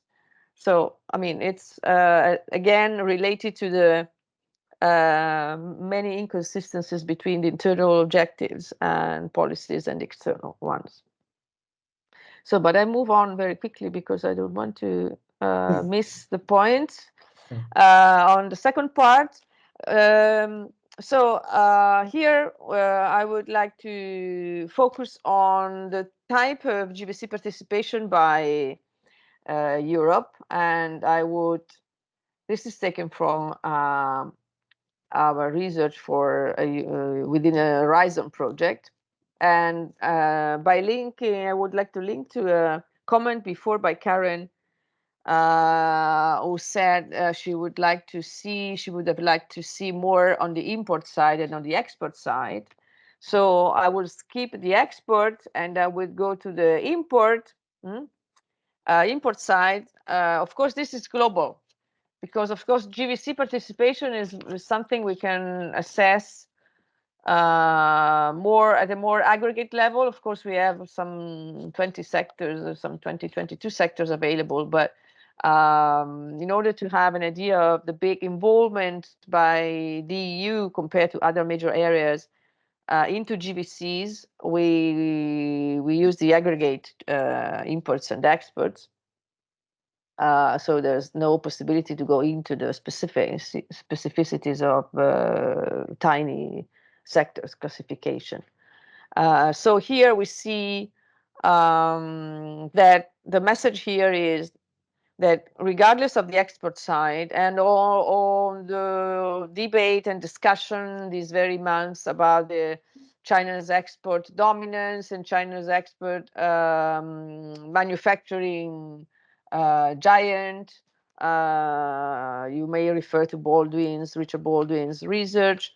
On the import side, so the composition of global demand, we see that China has been, increasing rapidly until 2020, so until say COVID, more or less. But since then, there's been, a little bit of a slowing down in the pace of total imports by China, and you see that the blue and green lines are picking up. So the EU and the USA are increasingly more important on global demand, not on global supply, but in global demand. And China is not, because not only the internal demand, but also the importing by China has been, I think I can say, increasing less than the exports. So the importance globally of China is not increasing. And if you look at the yellow line down there, not so low, by the way, is India picking up.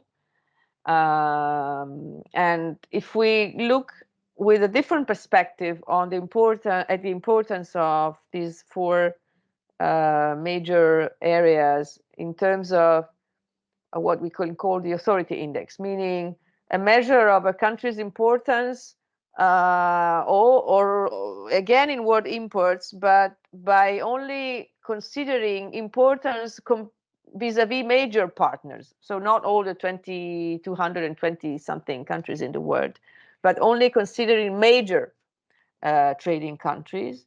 Then we see that the USA is first, and then the EU, increasing, by the way, and China comes third. So there's a very diverging trend in importance of China between exports and imports. You may wonder why we should care about importance in imports. After all, everybody's scared of Chinese exports, right? So why should we care about China's imports? Well, for a couple of reasons at least. The major one is that Chinese exports have always been very import intensive, not only in terms of value and share, but also in terms of which imports China is importing in order to have their exports being successful on foreign markets. So it is true that domestic value added has been increasing, improving enormously over time, but we may still wonder what the export performance by China will be and become over time if its importing effort is intended to slow down. And this is, intended, it's not happening. On the one hand, of course, they are very much concerned about importing inflation, but altogether, in domestic value added is increasing, so imports are declining, and this may kind of jeopardize the export performance over time. So if we put the two graphs before together and see the change between 2001 and 2022 of US, EU, China, and India, we see that the EU has increased the authority. So it's more important on global demand. By the way, the US has declined here. So we are departing in terms of trend from the US. And although the import share has declined, and China has increased both, although at a much lower level. So these are kind of, a little bit different ways of looking at things than you can usually find in the literature. And here is, I think it's most important for our discussion today, which is the comparison of forward between the usual US, EU, India, and China in terms of forward participation in GBCs and backward participation in GBCs. Well, if you, of course, China here is very evident because, as I was mentioning before, the forward participation has been increasing. So China's exports are increasingly important in other countries' exports, while at the same time China being less dependent on backward participation, so on foreign inputs in their own exports. Which means that the value added is increasing. But if we look at the EU, we see that the backward participation is very high and increasing, and this is very different from the US. So although there is a little bit of controversy on this type of data, because different sources provide slightly different results. But I mean, this is not to be contested. The EU is very much dependent on foreign partners for their inputs, whichever inputs. So the dependence is huge, humongous here, and it stands out as being the area with the greater dependence. So if we look this together with what I've said before, so the narrative about resilience and economic diplomacy pointing to reducing partners to only trusted partners, considering that almost all trading nations having raw materials are, follow in the poor governance type of. And very few, if any, options for diversifying sources of imports, and the criteria about the FTA negotiations, then, I mean, I think we are not missing the target, but for sure downsizing. I mean, the scale of the issue here. So this was my. I would stop here, Jagannath, because I would like to maybe have comments or a little bit of a discussion on this very point. So kind of a little bit of divergence between what we think we are doing and the harsh reality of, where all the inputs come from, to what extent the EU is dependent on imports from the rest of the world, and whether the two are going to converge with the external action taken with economic diplomacy, or what? Thank you for now. Thank you, Alicia. Excellent presentation. I think exactly this is what we were looking for this online event to provide us more grounded and in-depth research-oriented, inputs. How EU is really looking at this new supply chain connect towards the Indo-Pacific. And I think 2-3 points are very well taken from your presentation. One is that I think on competition on raw materials is going to rise, and that will make EU to become more going in the dependency way. The second is that you said most interestingly is that EU value chain is beyond the critical raw materials zones, and I think that is one critical point needs to be noted down, and very beneficial in the context of our joint project that ISDP and Kajima Institute of International Peace we are doing it. And also another interesting point that you made, which struck me, is that how EU industry depends on an external supply of intermediate goods, not only on the critical raw materials, but also on the intermediate goods.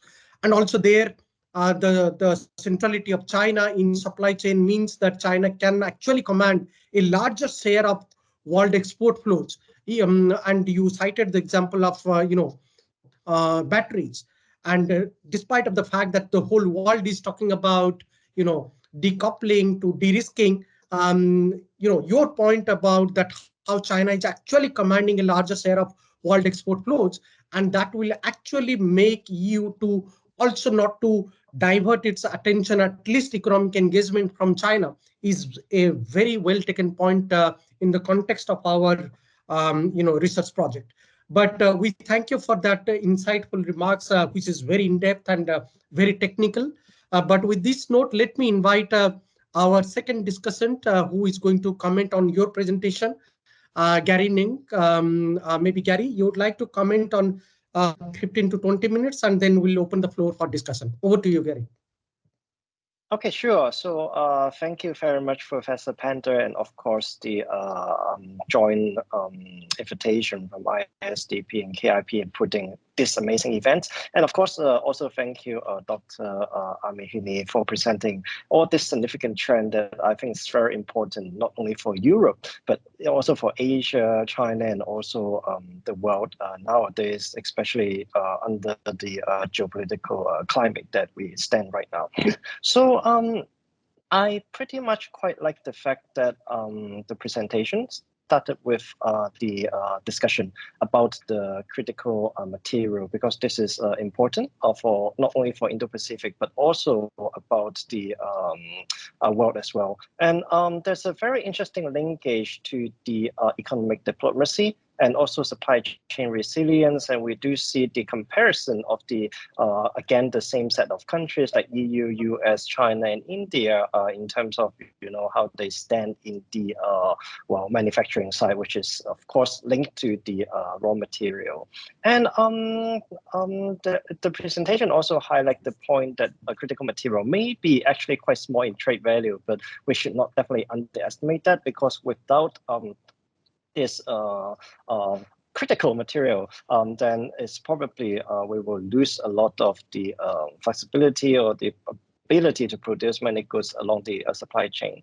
And indeed, the angle of looking at the issue beyond the traditional way, such as trade agreement, but to look at different, how to combine external actions or objectives versus the internal objectives in the EU, I think is a very interesting and important point in terms of policy making in bringing the economics and how practical is it in the real world together, especially when we look at raw material. A lot of them are actually from the non-FTA EU members, but still it also highlights the fact that, even though this is the case, but when you look at the source of different type of materials around the world, then it's probably quite difficult to ensure everyone has the FTA. And even if a country has FTA, it doesn't really necessarily need to act in the best interest of the EU, with the example of Korea and China, which I think is a very telling one, and it's very clear that I think the case simply just speaks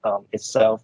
And there's also further data point on using economic freedom or the political, basically measuring how democratic an economy is in the supply chain, and the China's centrality in trade. And I think this is also a very important point, given that China's manufacturing value added is now probably the combination or like a sum of the EU and the US together. But of course, it's also worrisome to see that China is actually replacing some of this external part that supposedly it would import to actually re-export it to the world. So I would like to start also with a few points that I quite like about the presentation. And first, I do think this data-driven approach is very important to show the challenges that the EU is facing right now, and especially with, for example, the cobalt is really a very surprising one that there's no really any FDA coverage by the EU. And second, it also includes quite a comprehensive discussion on the supply of the critical material from the Herfindahl Index. And basically, I do think it's very important to show that the supply right now is quite concentrated to fewer countries, which happen actually to also be like a very big player within this market. Anyway, so basically it shows that if EU wants to actually de-risk in that sense, then well, whether it can magically create this material, I think that is a very big question mark that I think we should have in mind when looking into this issue.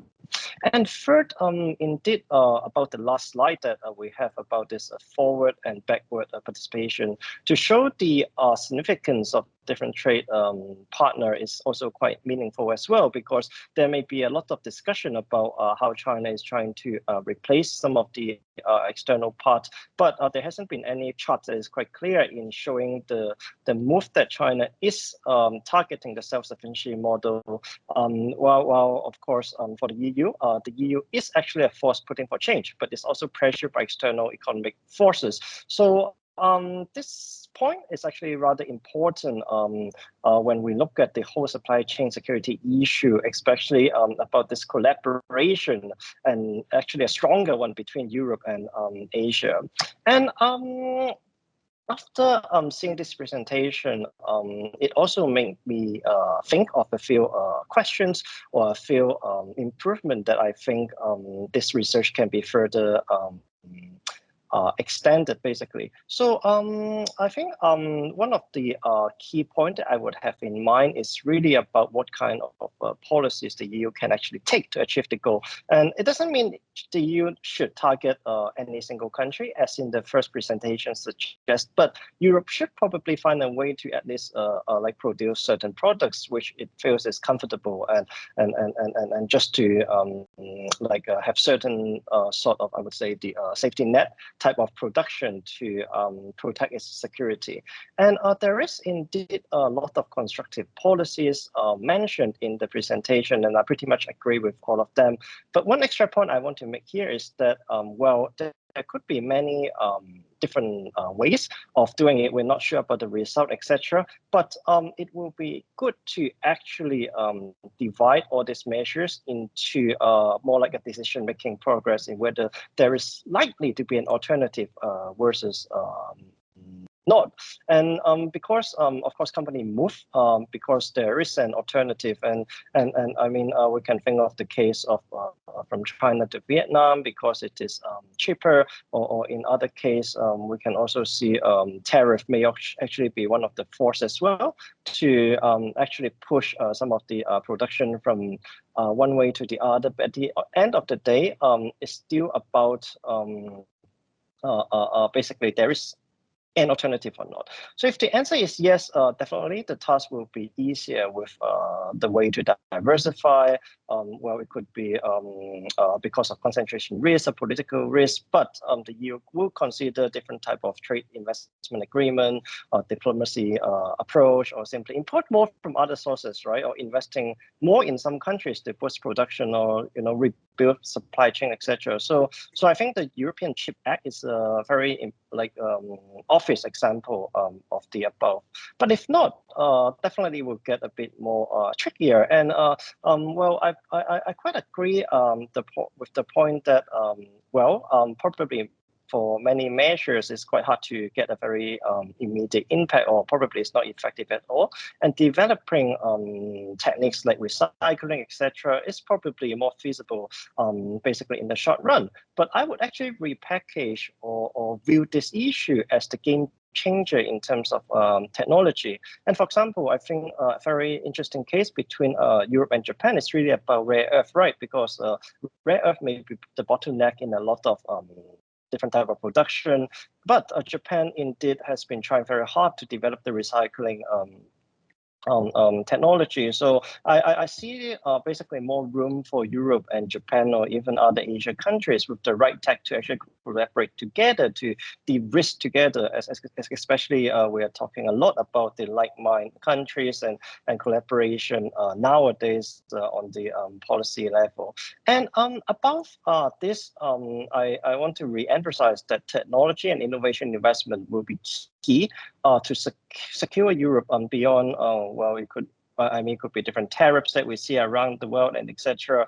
And so beyond trade data, it will be interesting also to see whether there is a way to actually calculate whether the world is now more concentrated on China-led technology, etc. And I think one point that this is important is because when we look at the R&D investment nowadays, again, if we use China as an example, then Europe is already falling behind China, not only on the percentage of GDP point, but also on absolute amount as well. And actually the gap would be even higher if we consider the fact that in China probably it's much cheaper to get land, labor costs, and etc. So if we have this extra part in the analysis, I think this will be very helpful in formulating future policy making in the European Union as well. And so basically once the policy agenda is here, I do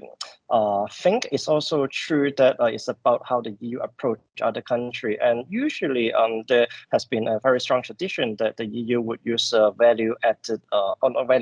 value-based approach in terms of approaching different countries and etc. But increasingly, I simply think this will be hard, because even if the production switch from one to the other, it's quite hard to basically guarantee or basically show that those countries actually are in line with EU values. So I personally think that, well, if we think of it from the environmental approach, which is definitely a way easier, that the EU has an advantage in the pretty much the leading regulation around the world. It can create and enforce with the necessary policy too. So I agree with the fact that, well, it's quite difficult to only use the value-based system to act in the interest or best interest of the EU. And finally, I do think that ultimately also bring to a question that how the EU wants to consider like the web de-risking or security, and of course the EU may not be able to go as far as the US way, but whether it should still accept certain type of investment, let's say from the non-like-minded countries, but it can create jobs and more production in Europe, so that Europe can actually probably benefit from some of this technology, or like basically Europe should just shut them off. I think this question basically worth a very huge debate after I see the presentation that we have today. And one of the examples I would have in mind is that if you think of solar panel, it's probably a one-off item that the EU may only be able to buy, for example, from China or Vietnam and etc. But it doesn't really create like this very long-term commitment. While when Europe can actually buy these products, then it will actually buy time for it to build a capacity or find ways to import from other countries as well. So I think this is also a very important reflection that actually I can think of once I see all these wonderful charts that was being presented right now. So yeah, so I think this is pretty much what I want to comment on the presentation today, and I just want to emphasize at the end of the presentation that I do think there's a lot of common ground that the EU and Asia can actually cooperate in the supply chain issues, and it's really about basically how to find the right angle to collaborate and how does the EU approach Asia, and of course it's also about the tech cooperation. I do think this is probably one of the most important part that I would have in mind. No, Gary, thank you very much for those interesting comments, and I think your points are well taken. We need to look beyond the data-driven approaches, and also your point about technology and innovations. And I think those are two critical points that you have raised, and this is certainly very useful, not only in terms of adding into what Alessia was arguing, but also in terms of our research projects. With this note, let me also invite Alessia to answer to some of your comments before we open the floor for discussion. Alessia, you have anything to comments or answers to Gary's comments? Maybe you would like to respond? Well, maybe if we take some other comments, because of course Gary agreed. Of course, I totally agree on the need for and needed scope for cooperation in recycling technology. I think it's much neglected, although it may eventually become the easiest and way to tackle the issue of resilience and sourcing. So, but I would collect other comments so that we can maybe give a comprehensive answer, Jagannath. Yeah, sure. Thank you very much. Let me invite maybe our Kajima members first to comment. Maybe Shinoda Sensei or Sekiyama-san, maybe President Hiraizumi-san has any specific comments, given his background as a business leader. Maybe he would like to comment something.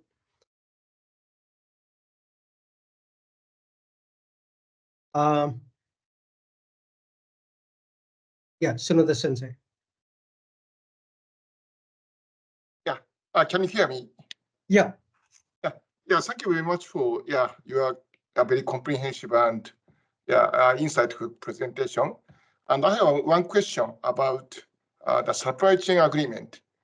And the United States, Japan, India, ASEAN, and others have signed supply chain agreement under the Indo-Pacific Economic Framework to strengthen the resilience of supply chains for critical minerals, semiconductors, and other important goods. And I wonder how the European Union will involve in such agreement in the Indo-Pacific. EU has its own initiative with the United States, namely TCC, and it's a kind of trade and technology conference between EU and United States. But I wonder how EU will involved in the Indo-Pacific area in terms of the resilience of supply chain in critical minerals. This is my question. Yeah, sure. Thank you. Alessia, you would like to respond? Yeah. Well, although I may not know the most recent institutional steps in the process, I have to confess. Of course, here there is a very severe competition between the US and the EU from scratch. Trying to secure through agreements the sourcing of important materials and items and inputs altogether. So, of course, the EU should have a part, but not sure whether the EU is trying to target more the standard FDA negotiating procedures with individual trade partners by including articles, For example, with Australia, they started including articles and critical inputs, not raw materials only, but inputs, in order to kind of have a pilot of articles that include a preference, brackets, of course, because you cannot include a preference, right? Because it's distorting. It's distortive of trade relations. So the preference itself is forbidden. So how to have a preference in the treaties without having an article? I mean, this is very complex issue from, legal point of view, from a formal point of view, but that this boils down to very important substantial issue. So I'm not sure that we have a part, but they will maybe consider going the usual way bilaterally, EU versus trade or negotiating partners, which is longer, much longer, maybe hence nowhere. Sorry for mentioning India, but India is an example, of course, for good reasons, of course. But yeah, there are increasing number of clubs, and on supply chain resilience, it's even more. So these agreements that actually parallel the FTA, PTA, very high numbers of, add to the complexity of the picture. So my answer is I don't see the EU, very active in this action. Yeah.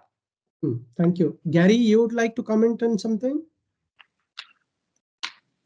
I think for this part, I may not be the right position to comment on the EU exact trade agreements. I think Alicia may be the best one to give the answer. Yeah. Okay, sure. Yeah. Any other questions? Please raise your hand. Yes, I could see maybe one hand, which is, yeah, please go ahead. I can't see any other hand. Yes, Professor Parulekar, and then there is one more questions. Yeah. Yeah, am I audible? Yes. Yeah. So very good presentation, Alessia. If I may just ask you, in the wake of the COVID pandemic, when 5G became such a big issue that was spooking everybody in the world, we had a lot of talk of trying to create a grouping of technology countries which are both technology consumers and technology producers, to be able to build some leverage against China. And therefore, many of them talked about the kind of D10 or a T10 that could come about, which could have the Nordic countries, Japan, South Korea, but also have India. Now, in the context of critical raw materials, do you think something like this could also be envisaged, where you have strategic groupings not only of consumer countries, but of countries with critical raw materials? I ask this question because in the context of critical raw materials, Africa and Latin America will be extremely important continents. So if we approach them individually, they may not always have the incentive to forsake China for you. And that's clearly understandable. So if we can look more creatively at creating smaller groupings across product materials, which bring together consumers and producers, then we might be in a better position to be able to influence the processes that take raw materials from being simply raw materials to actually becoming intermediates and finished products. Could that be something which could be considered by the European Union with potential partner countries like India, for example, when they engage through the Trade and Technology Council, which was recently set up between EU and India? So if you could, give us some views on that. Thank you. Over to you, Alicia. Yeah. Thanks, Professor Parulekar, for this very, very insightful idea and more than a question, because the idea is yours. Well, in principle, gathering suppliers of the same raw materials in order for them to have a bigger, role and a bigger say in terms of being in deeper or safer, whatever you want to call, trade relations with, say, the EU. if the EU was, at the origin of this, very innovative initiative of kind of merging, but this, in principle, it could work. But the point is, practically and institutionally, how do you merge a group? How do you form a group? I mean, in terms of ranking of legal sources of commitment and force of enforcement, a grouping of suppliers of raw material without a treaty comes after whichever treaty is there already. And if you cannot put preferences into treaties, then whichever grouping is formed after will not be able to kind of replace the conditions that the treaty has set. So this is a legal level of action that has to be considered. Of course, politically speaking, we can do it. But then when it boils down to writing such, a new form of group, so suppliers of, say, cobalt or whatever, by the way, taking it for granted that the very protagonists, the suppliers, agree to be put together in a group, because I'm not sure about it. But then, even if, how can you formalize this kind of grouping, and which kind of agreement would you consider? This is a purely legal level of analysis. I have no idea. The idea is very, very good, because otherwise, bilaterally, each supplier of any raw material will be commanded by the biggest partners, and China is among the biggest, because many of the actions China is taking is to secure, on the manufacturing side, is to secure then the sourcing of very important raw materials from each of those suppliers. So yeah, in the Trade and Technology Council, maybe they may find an institutional, legal, acceptable way of doing this, but not sure whether the treaties out there already could allow this to happen. Yeah. Thank you. Gary, you want to pitch in?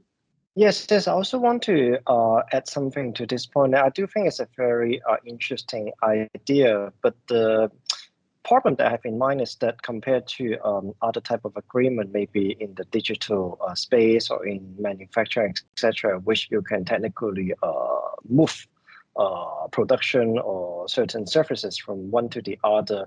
For a lot of this material, it's really about whether there is again another way that you, or another place that you can find it. And of course, one may say that right now Europe may stop, or actually Russia stop exporting all these materials to Europe or some countries in the world, and etc. But if there's a certain type of material which maybe a certain country has 90% of the production, or maybe even reserves, then it's quite hard to actually have the bargaining power, even though you may have a group of countries together. And because if that is the case, then we would probably have seen it in some of the other market, like oil or natural gas, etc. In terms of this, I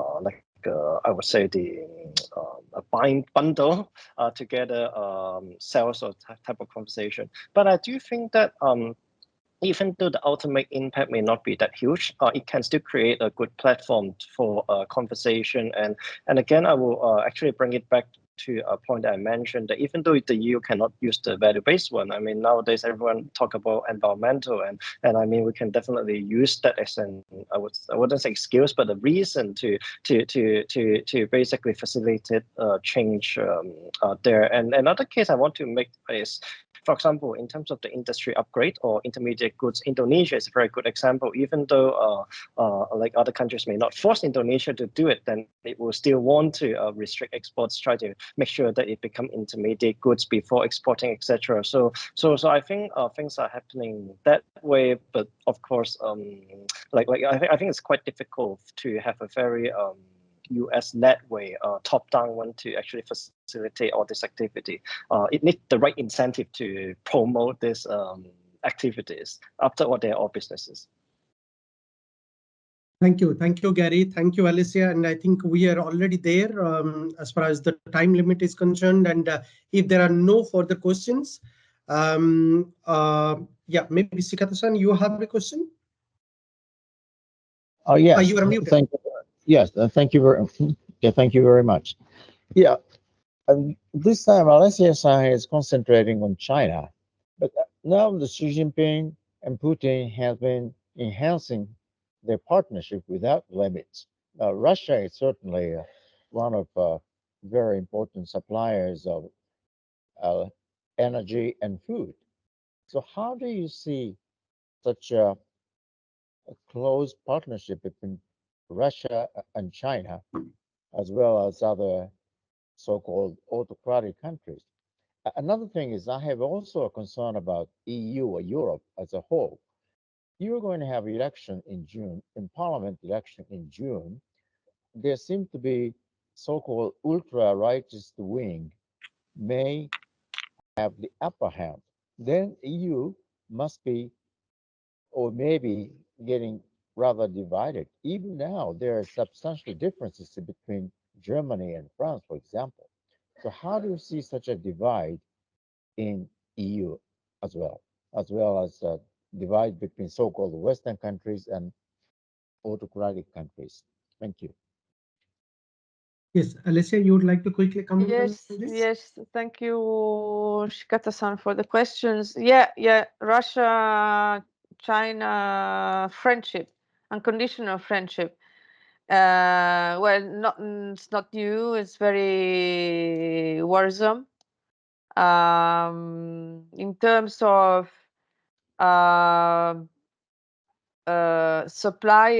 Russia being a supplier of energy sources and grains, cereals mainly, and other inputs for the agro industry. Of course, we are very much aware that this is, maybe impacting a lot.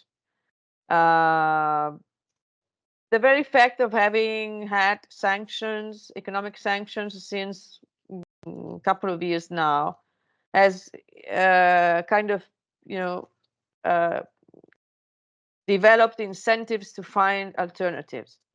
So there is already an action in terms of research, applied research, and also in terms of bilateral and multilateral external action to try to understand whether the larger Mediterranean groupings can be more or less self-reliant supply chain for cereals, for example. And of course, the energy side is, everybody knows, is much more complex because we have been importing a lot from Russia, the bulk of it. And trend towards more renewable energy sources is too low. So yeah, it's a dangerous friendship for Europe, of course. And this is related to the second question, of course, because the part of Europe, in between Russia and the EU is kind of looking what happens in the EU and looking then eastward and say, what should we be doing? This is also impacting on their attitude towards Brussels and towards the European institutions. Because the very perception of what their political position vis-a-vis the European Parliament will be depends on the alternative, and they have been allured with a number of propositions by Russia and China to follow different friendship relations. So this is it. Yeah. Yeah. Gary, you would like to comment on something? Yes, if I may add, I also want to highlight a point that I feel that the key is actually on China indeed, because when we look at the global supply chain, it's much easier to decouple with Russia than China, simply because for Russia, most of the export are basically the basic goods or raw materials. But for China, this is definitely not so easy because of the more complex intermediate and final production. But the key focus I would put here is that even though Europe may be able to decouple to actually a great extent to Russia and then find other replacement for different type of goods, then if China continue to buy things from Russia, then we still see that financial or capital flows flowing into Russia. So I think right now there's a mixed signal in China that in the past few months there has been more state-owned banks basically trying to restrict transaction with Russia-related entities. But on the other hand, we continue to see this sort of political statement or like on the stage when Putin visited Beijing, obviously. But I feel that China still doesn't really want to lean totally towards Russia, even though I totally agree that it's a very dangerous movement, etc. So I do think that like Europe or like US in general, or even like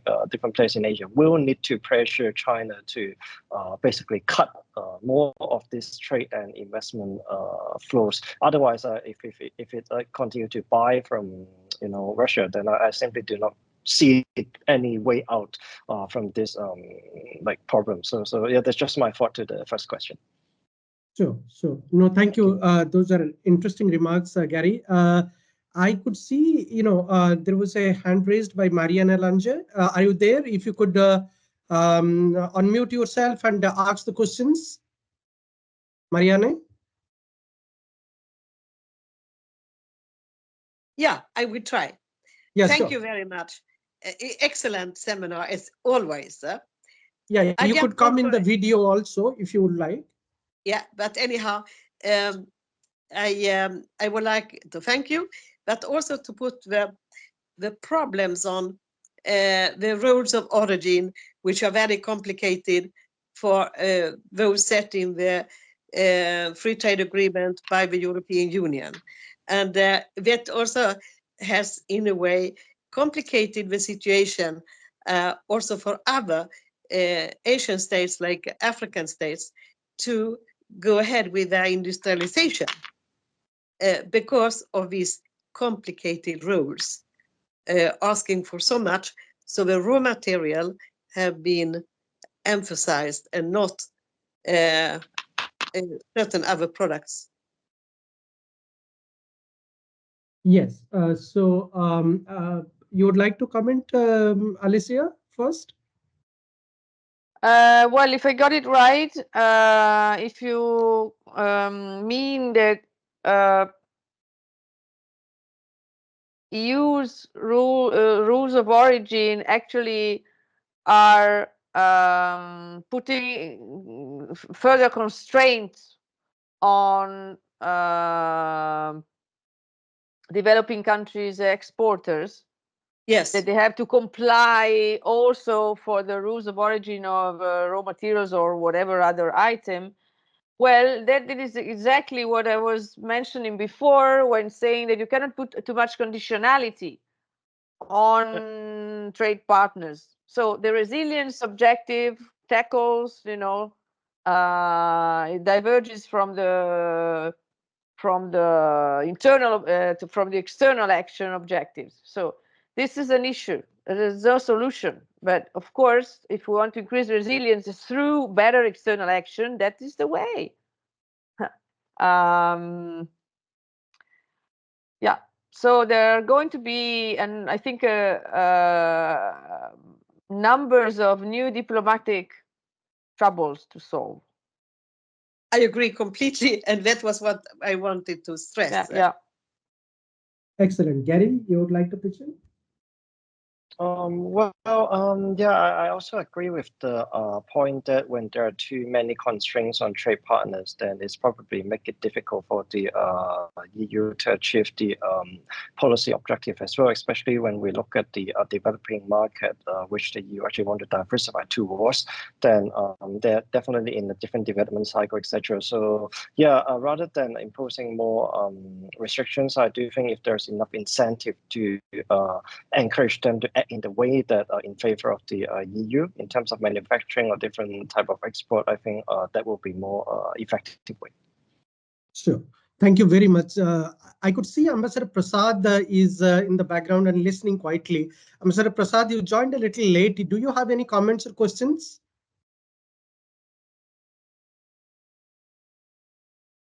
Maybe you could unmute yourself. Yeah, Jagannath, unfortunately. Okay, there is a problem on Ambassador Prasad's mic, so we would probably invite him to pose a questions via email to our distinguished speakers and commentators. Thank you very much. If there are no further questions or comments, then we would like to thank all our speakers today and also commentators for joining us for this useful discussion today. And we also thank all those international participants who have joined and made this discussion today very fruitful. This was really needed in the context of our partnership between ISDP and KIIP, particularly focusing on the economic security that we have been discussing on supply chain networks, on the critical raw materials, and also how to bring EU more seriously and purposefully to stay connected with the Indo-Pacific countries, particularly with Japan, Indian, and ASEAN partners. And therefore, we'll like to thank both our speakers and all the discussions, Gary and Karen, for joining us, given the time differences in both parts of the world. And also, we take this opportunity to thank the leadership of the KIIP, President Hiraizumi-san, and also Dr. Swanson-san, who is listening in the background quietly from ISDP side, and all the distinguished Indian members and Japanese members for being patient in terms of logistical disarrangement. This could happen to anybody anytime, as we are living in a very complex world. And also, we would like to inform to all our participants who are listening in this webinar, ISDP's website has been under attack because we actually opened a Taiwan center 4 weeks back, a month back, and since that time, our website has been under attack, and you could it is anybody's wild guess from where the attack is coming, but we would appreciate your patience. We are working on the background to fix our website, our publications, webinars, and everything will be in order very soon. But we really appreciate your participation and being with us and showing this patience. Again, thank you all those who are attending these webinars. We'll continuously expand our collaborations as we proceed further in this project. We'll continue to identify the finest speakers to bring listen to them and disseminate our ideas that ISDP and KIIP shares with the international knowledge community. Thank you very much, and we appreciate your cooperation and understanding. Have a good day and have a good afternoon, evening, wherever you are based in. Thank you. Yeah, good to know that our workshop is relevant, very relevant. Thank you, thank you. We wanted to discuss some specific points, and we appreciate you, President Hiraizumi-san, for all the support. Thank you. Thank you. And also, I thank my ISDP colleagues, Ms. Anna, and the intern colleagues, Georgia and Anna, for their excellent support. Thank you very much. Have a good day. Thank you. Bye-bye. Bye-bye.